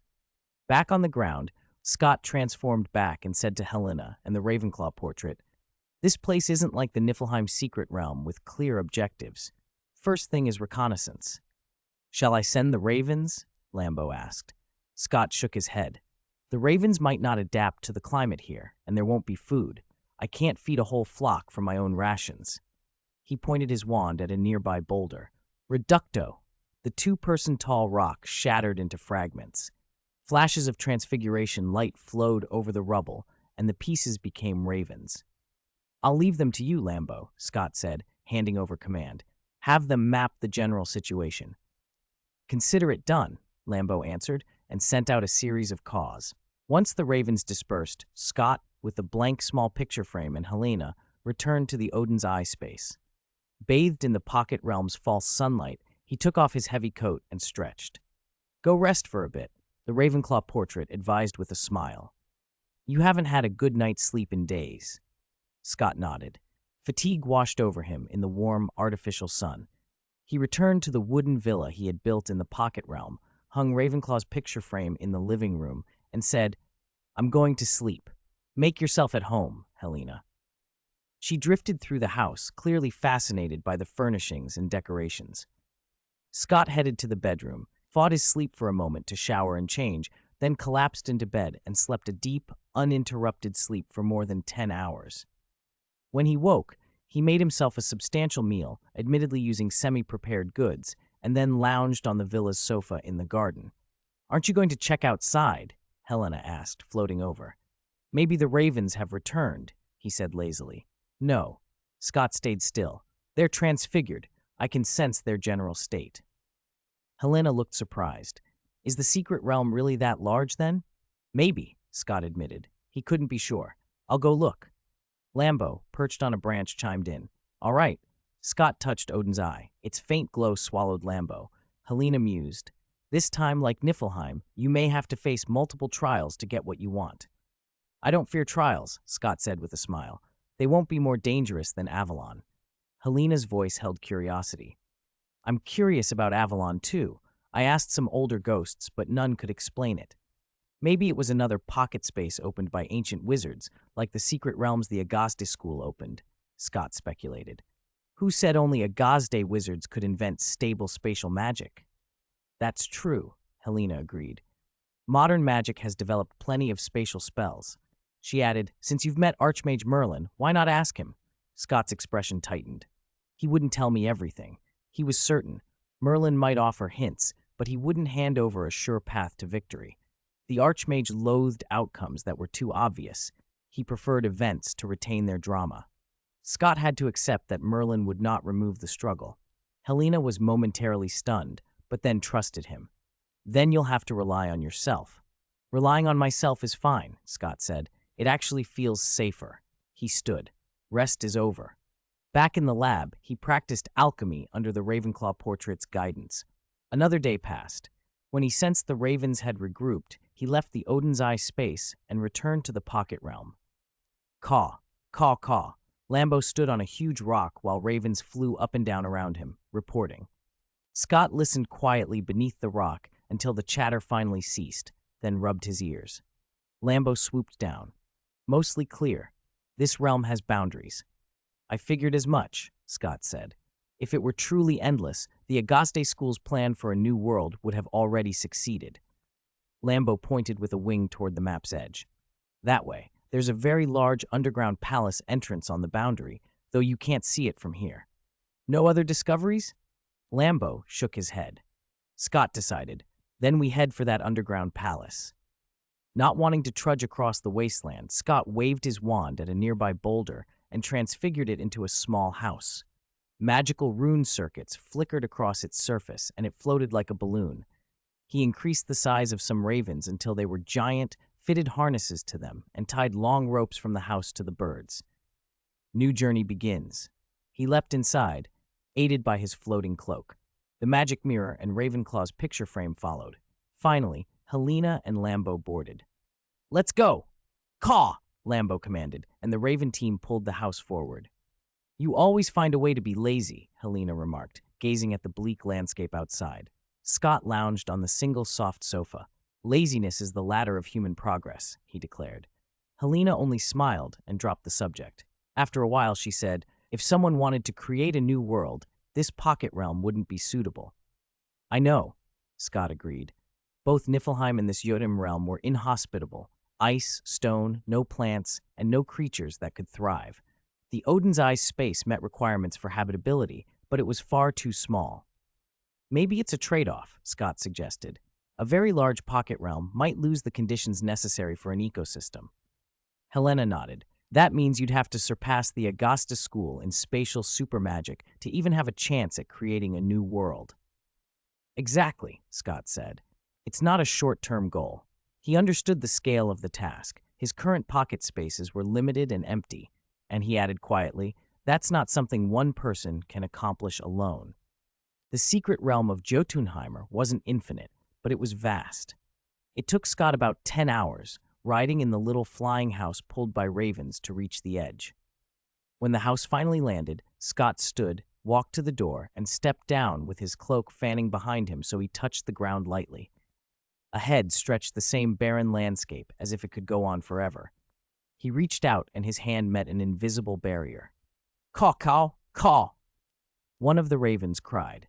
Lambo, acting as translator, said, it says the entrance to the underground palace is over there. Scott looked where Lambo pointed.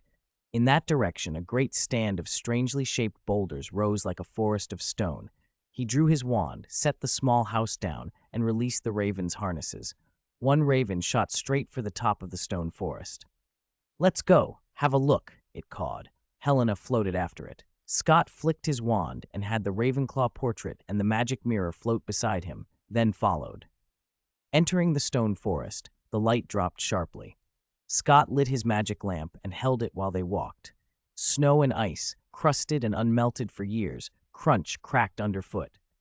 After 20 minutes, he caught sight of Helena's back and hurried to catch up. Then the space opened up. They stood on the rim of a circular pit the size of a giant's commonplace. At the bottom lay a ruined pyramid, its walls broken, ruins strewn about, an ancient desolation settling over everything. A long stone stairway led down to the pit floor. More than half of it vanished into shadow. "Let me go down and check first," Helena said. "All right, we'll go down together," Scott replied. He walked the rim a few minutes more, then stepped onto the narrow stairs. Up close, the steps were simple and barely wide enough for one person. Beneath the stairway, the light faded until the steps showed heavy damage and breaks. "There are traces of a battle here," Scott said, crouching with his lamp to inspect the marks. "It's so old I can't be certain," Ravenclaw said from the portrait. "But yes, traces of a fight." Helena added, "It's odd. The Ice Palace in the Niflheim realm is intact, but this place has been smashed to pieces." "I hope what I'm looking for is still here," Scott muttered. At the bottom of the pit, Scott's suspicions solidified. The buildings, the shattered statues lining the flagstone road, this wasn't slow weathering. Everything had been torn apart by violence. He pushed on toward the pyramid and found its collapsed stone gate. No door blocked the entrance, but light could not reach inside. Only blackness answered. "I'll go in and check first," Helena suggested again. "I'll let you know if it's safe." "All right, thank you," Scott said. Helena drifted into the doorway and vanished into the dark. Scott didn't wait. He examined the nearby ruins for clues, but found no inscriptions, no script, only the jagged remains of what had once been. He spoke aloud to the Ravenclaw portrait. "Setting aside whatever battle happened here, why were these structures and statues built?" The statues, although ruined, were clearly giants, much rougher, harsher in appearance than even Mir. It fit the myths of Jotunheimer, but had no obvious meaning beyond that. Scott didn't believe the Agaste wizards had wasted effort on meaningless monuments. "Maybe the answer is inside that pyramid," Ravenclaw said. At that moment, Helena reappeared at the entrance, and Scott hurried to meet her. A pale, translucent figure materialized from the shadows behind her. "Mother, Scott," Helena said. "This is Mr. Jeffrey." "Hello." The ghost offered a warm greeting. He looked like a middle-aged wizard in ancient robes, a ring of curly beard at his chin. Scott bowed politely. "Hello, Mr. Jeffrey. My name is Scott Trollope. I'm 17. Mr. Jeffrey looked him over, then asked, "This young lady told me you claimed the ideals of Agaste." Scott nodded and touched the Odin's Eye pendant at his throat and the Vergomir ring on his left index finger. "I've been to Gungnir Tower in the Niflheim realm and recovered what you left. I intend to follow Agaste's path." Mr. Jeffrey's expression changed, and tears welled in his eyes. "You would continue the path we once dreamed of?" "Yes," Scott said. "I've already found like-minded companions. We plan to rally other wizards and create a world for wizards and magic." Mr. Jeffrey smiled, half laughing through tears. "Good, very good. I've waited too long for this." When he had steadied himself, Scott asked the question that had been pressing at him. "What happened here exactly?" Mr. Jeffrey's gaze drifted to the ruins. "This was our last refuge. A hiding place," Scott said, confused, gesturing to the Odin's Eye pendant. "Why did you hide here? There are others safe." "Odin's Eye is not the only dimensional refuge," Mr. Jeffrey cut in. "We use this secret realm and let those dimensions produce food. For years, we thought we'd rebuild here." He told them the story. Over 1,000 years ago, when a traitor betrayed Agaste, he and a handful of young wizards fled with the school's research. The elders stayed behind to fight. The 5 of them escaped beneath cover and first went to Niflheim, leaving a heritage stele and a guardian as they'd planned, then crossed the ocean to this frozen continent no church could find. They planned to continue their work in secret, wait, and one day return to restore Agaste. "For over 10 years we lived here," Mr. Jeffrey said, "but arguments broke out." Ravenclaw's portrait added, "Some wanted to return and seize their destiny with their own hands. Others placed their hope in an uncertain future." "Which side were you on?" Scott asked. "I chose the future," Mr. Jeffrey replied. "I believe the Church's power wouldn't change in 10 years. We couldn't beat them directly. We could only hope for a better day." He paused. but only I chose that future. Scott's face must have shown his realization. I killed them, Mr. Jeffrey said flatly. Helena made a small sound. Mr. Jeffrey drifted over the ruined stones. When they insisted on leaving, I couldn't watch them go and risk being taken by the church. If they were captured, everything we protected would be exposed. Killing them was the only way I thought to keep the knowledge safe. Helena stared. You couldn't be sure that someone in the future would inherit your ideals. No, I wasn't sure. His voice was even and cold. But I wouldn't let Agaste's knowledge fall into the church's hands. Perhaps they'd use Yggdrasil to fashion a false paradise. The thought makes me sick. Scott asked quietly, You died in that fight? I killed the 4 of them, but I didn't last long either, Mr. Jeffrey admitted. I chose to remain as a ghost. I've waited here over 1,000 years to see whether the future would come. Scott didn't argue about the morality of the past. What he wanted was the knowledge. Is it still preserved? Am I worthy to receive it? Show me, Mr. Jeffrey said. Show me the Yggdrasil you know, and your Gungnir. Scott raised his wand. Yggdrasil. White primordial runes formed a tree pattern and wrapped gently around Mr. Jeffrey's head. He watched without flinching. A white flash, and both figure and runes blurred and vanished. Scott waved again. Nidhogg. Black runes coalesced into a dragon that snapped through the small space they'd opened. Mr. Jeffrey reappeared, smiling. Not bad, he said. Both Yggdrasil and the counterspell Nidhogg are well mastered. Scott raised his wand once more. Gungnir. A golden flash and a fist-sized hole appeared in the head of a nearby giant statue. Then he demonstrated Gungnir's applications: fire, wind, water, earth, calling Incendio, Windwhirl, Aguamenti, Deprimo in sequence, while finishing each invocation with Gungnir. The spells tore into the surrounding ruins, producing devastating secondary effects. Mr. Jeffrey applauded, satisfied. You've passed, Scott, but you must still be wary of the church. There is no church anymore, Scott said with a small smile. Mr. Jeffrey's eyes widened. Are you serious? More precisely, Scott said, the church long ago lost its exceptional power. There are no records of wizards and magic now. Then what are we waiting for? Mr. Jeffrey said. He turned and floated toward the pyramid. Come, follow me. I'll give you everything. Scott and the Ravenclaw portrait exchanged a quick look, then followed the ghost into the darkness of the ruined pyramid. 539. Mr. Jeffrey the actor. Stepping over the collapsed door and into the pyramid's darkness, Scott took out the magic lamp again. He tapped its surface with a finger until the light it gave grew brighter. The glow wasn't harsh, but it cast long, cavernous shadows across the walls. Scott walked to one of those walls and studied the ancient script carved into the stone. This is what I left before I died, he whispered. Mr. Jeffrey floated silently beside him. I feared that even as a ghost, I might not hold on until a successor came. Scott said nothing. The inscriptions matched the story Mr. Jeffrey had told. Luckily, you finally waited, Scott said, so the message wasn't wasted. Relief softened Mr. Jeffrey's face. He turned and drifted toward an upward staircase. Come quickly. I'm eager to hand everything over. All right? Scott followed him up the steep, railingless steps. Helena walked beside him, beaming. This time, there are no deadly trials. With Mr. Jeffrey here, you can inherit everything smoothly. Yes, Scott agreed. We're lucky. Lambo remained quiet on Scott's left shoulder. The magic mirror floated above his head, recording everything, while a small picture frame hovered to his right. Ravenclaw in the painting curled his lips, but made no sound. Mr. Jeffrey led them up a narrowing spiral of stairs until they stopped before an undecorated stone door. Go on, Mr. Jeffrey said. Use magic to inscribe the initial runes of Yggdrasil on the door. It will open by itself. Scott stepped forward and traced the complicated runes onto the smooth stone. When he finished the last stroke, there was a faint click, and the door slid open into an ancient study. Iron shelves lined the walls, each with a torch burning quietly. Those are ancient blazefire, Helena whispered. Scott scanned the room. Rows of stone shelves held neatly rolled animal hide scrolls. 5 massive stone tables bore decayed instruments and artifacts. The space was large and uncluttered, with a broad central area and a floor engraved with intricate patterns. Welcome to our study, Mr. Jeffrey said, floating in and stopping before the shelves of hides. He looked back at Scott at the doorway. Come in, I'll explain the priceless knowledge we safeguarded for you. Thank you.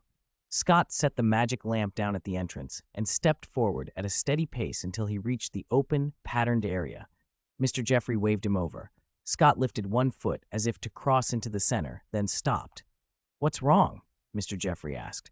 Come on, step over. Scott retracted his foot. I won't go over there. Mr. Jeffrey frowned. Are you unwell? No. Scott shook his head. If I take 2 more steps, I'll be uncomfortable. How can that be? It's safe here? Unlike the ice palace of Niflheim, we didn't lay traps here. Scott stayed planted as if rooted. Helena sensed the change and leaned close.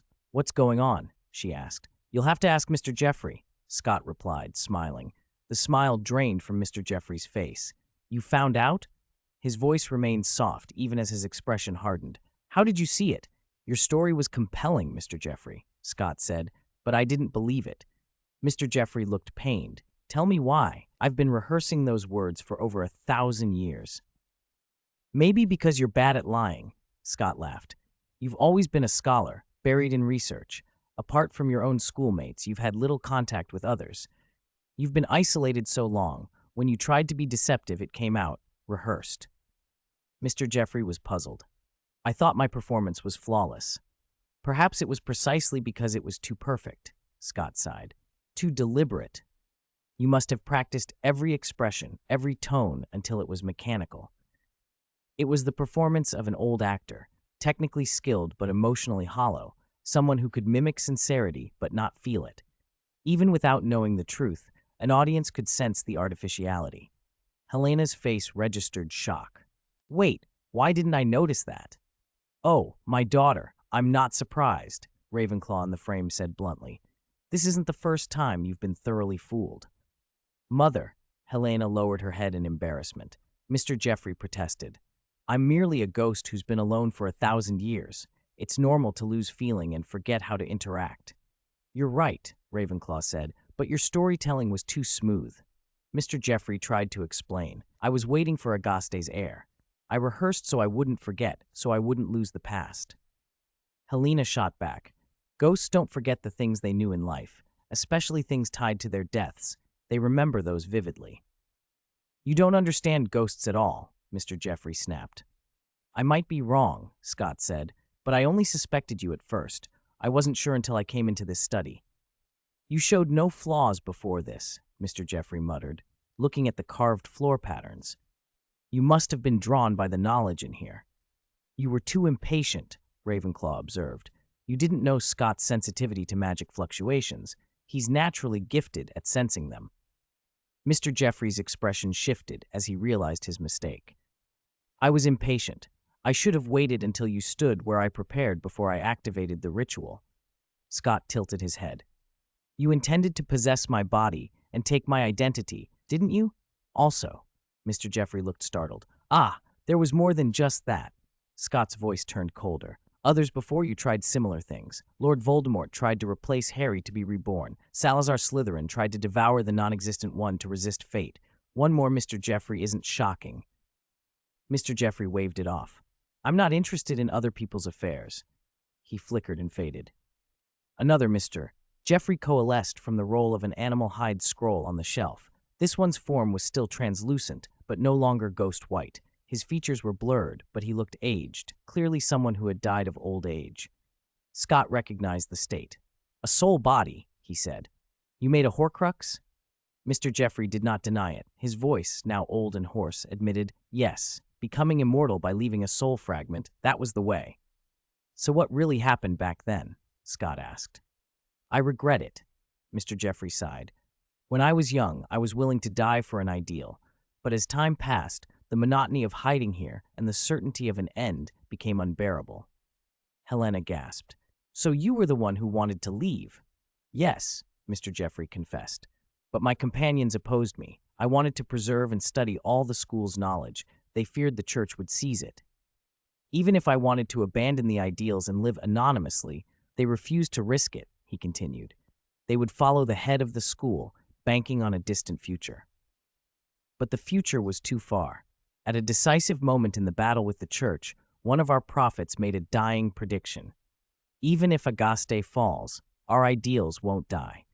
Descendants will inherit our legacy and complete our work. It was that prophecy that convinced them to hide the research and secure the school's legacy in this secret realm, Mr. Jeffrey said. Because of that, my companions willingly stayed, waited, and grew old here. He let out an unpleasant laugh.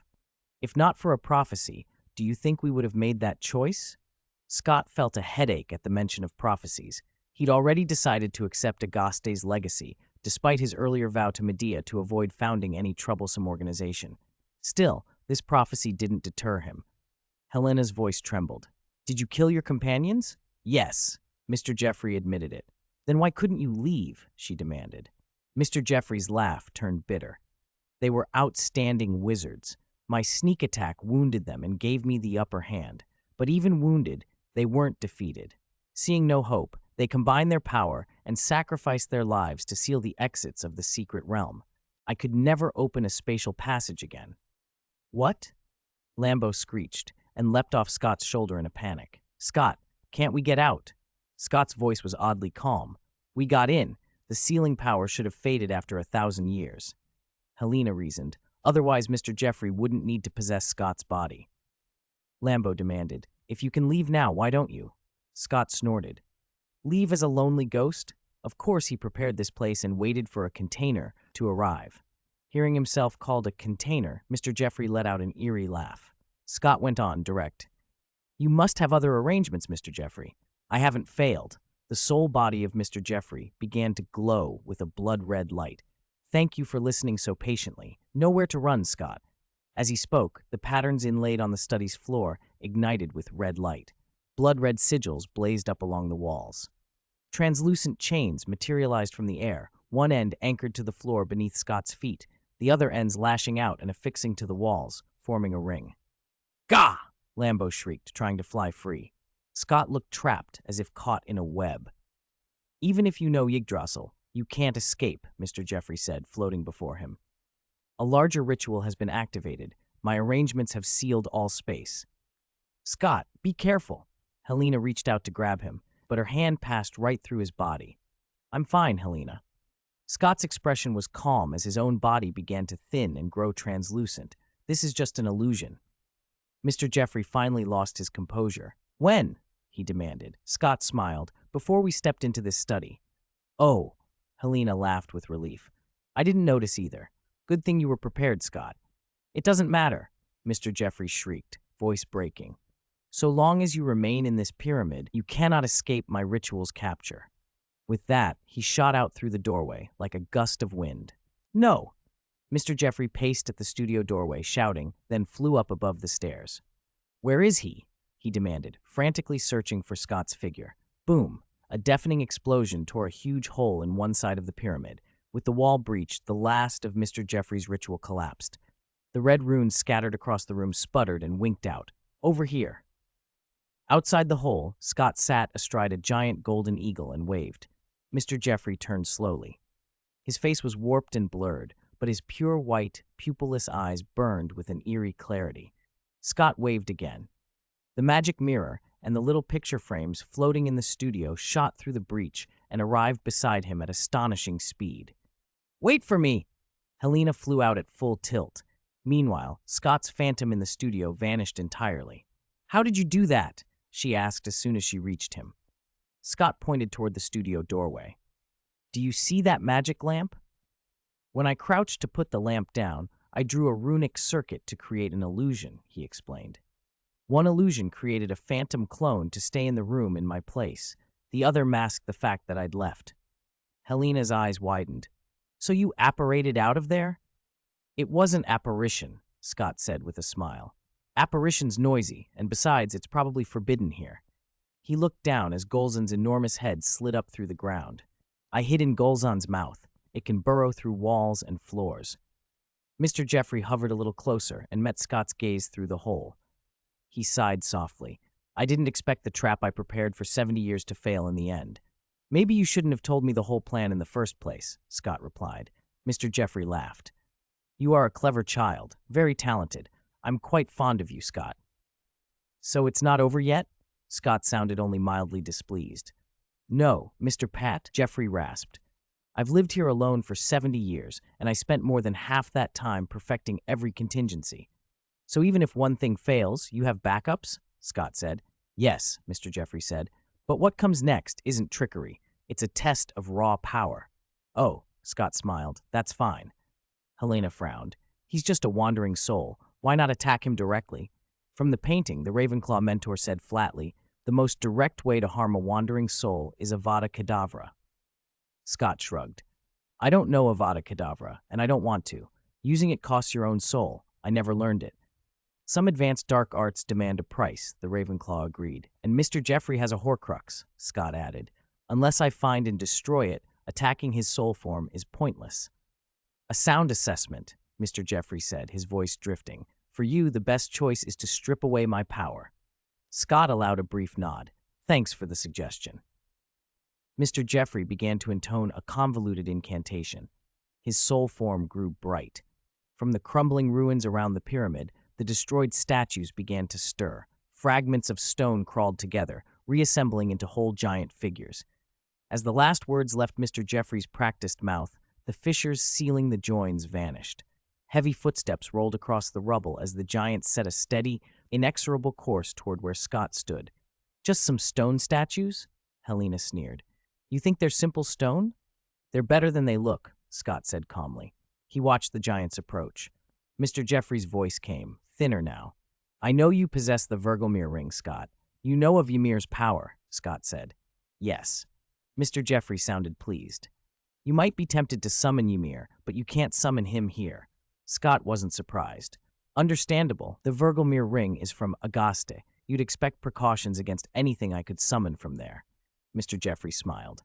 So you'll defeat my soldiers with your own strength? Brave child. As he spoke, the rocky shells flaked off the walking giants, revealing a metallic sheen beneath. The 15 creatures transformed, their bodies flowing silver and seamless, smooth, reflective, like liquid mercury shaped into humanoid form. This is my make, Mr. Jeffrey said. Another kind of alchemy, different from Ymir's. They're immune to charm attacks, even Gungnir. Scott flicked his wand and cast Gungnir. A lance of golden light shot forward, cut clean through a giant's head, and immediately retracted into the wand. A hole had opened in the giant's skull, but the silver flowed and sealed the wound as it kept walking. Mr. Jeffrey continued, Rest assured, I won't let them harm you. You'll be delivered to me intact. Scott ignored the taunt. Horus, the golden eagle, beat his wings and scattered thousands of transparent wind blades. The gust shredded several giants' limbs, but the severed parts dripped back and fused like liquid metal healing itself. It's useless, Mr. Jeffrey declared. Now they'll accelerate. The giants stopped and then surged forward, their strides lengthening into a run. Their arms stretched and thinned like dough, whipping outward with whooshing noises. Horus cried and unleashed another volley of wind blades, slicing the elongated limbs into segments. The eagle then climbed and climbed into the sky. They're coming after us, Helena shouted. The giant's arms continued to stretch until they converged in the air, forming an enormous birdcage intended to trap Scott. Their legs elongated and wove together to form the cage's bottom, securing it in place. Jump, Helena pleaded. There isn't time. There is time.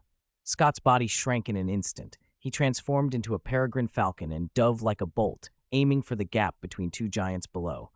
Branches sprouted across the giant's elongated legs and wove into a net that blocked the falcon's path. The falcon couldn't change course and slammed into the web. Scott, Helena screamed. Mr. Jeffrey laughed, high and satisfied, until that laughter cut off. The falcon flew clean through the silver web, entirely unharmed, and slipped out of the birdcage. Another peregrine streaked out of a different gap. Illusions, Scott shouted as he reformed, hovering beyond the cage. The partially completed prison collapsed. The silver giants retracted and lunged after Scott's true body. Their arms shot forward again, lengthening into countless spear-like protrusions. Realizing his falcon's speed couldn't outrun the extending arms, Scott stopped in midair and reverted to human form, floating as his cloak held him aloft. Protego, he cried. A spherical magical shield snapped into being around him. The silver spears smote the barrier with clangs and metallic screeches. Scott's wand remained raised. A strand of white magic arced from it to the shield, replenishing its energy. The barrier held until the last of the arms finished its assault. The giants retracted, and Scott seized the moment, diving as a peregrine once more. Just as he neared the ground, Golzen's massive maw erupted from the earth. Scott, still a falcon, fell into Golzen's mouth. The creature shut and plunged underground like a fish, escaping the giant's blades that hammered into the soil. When Golzen surfaced again, it had reached the lip of the pit above the giant quarry. Scott flew free from its mouth, reverted to human form, and stood on the cliff edge, looking down. The silver giants halted and turned to face him without attacking. One of them parted its jaws, and Mr. Jeffrey's voice echoed from inside. "You can leave from here any time. But that means you abandon the most valuable part of Auguste's knowledge," he added. Scott smiled. "You know I won't give up." "Mr. Var," Jeffrey's tone was certain. "I can see how eager you are for it." The magic mirror and the little picture frame floated down and settled at Scott's side. The Ravenclaw in the painting regarded him. "Indeed.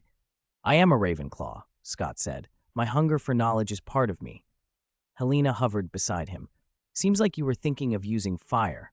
Why didn't you?" Scott shook his head. "Ordinary fire won't do it, unless I had fiend fire, but I haven't learned fiend fire." "What about Edgar?" Lambeau asked. "Edgar only controls ordinary fire too," Scott replied. Helena frowned.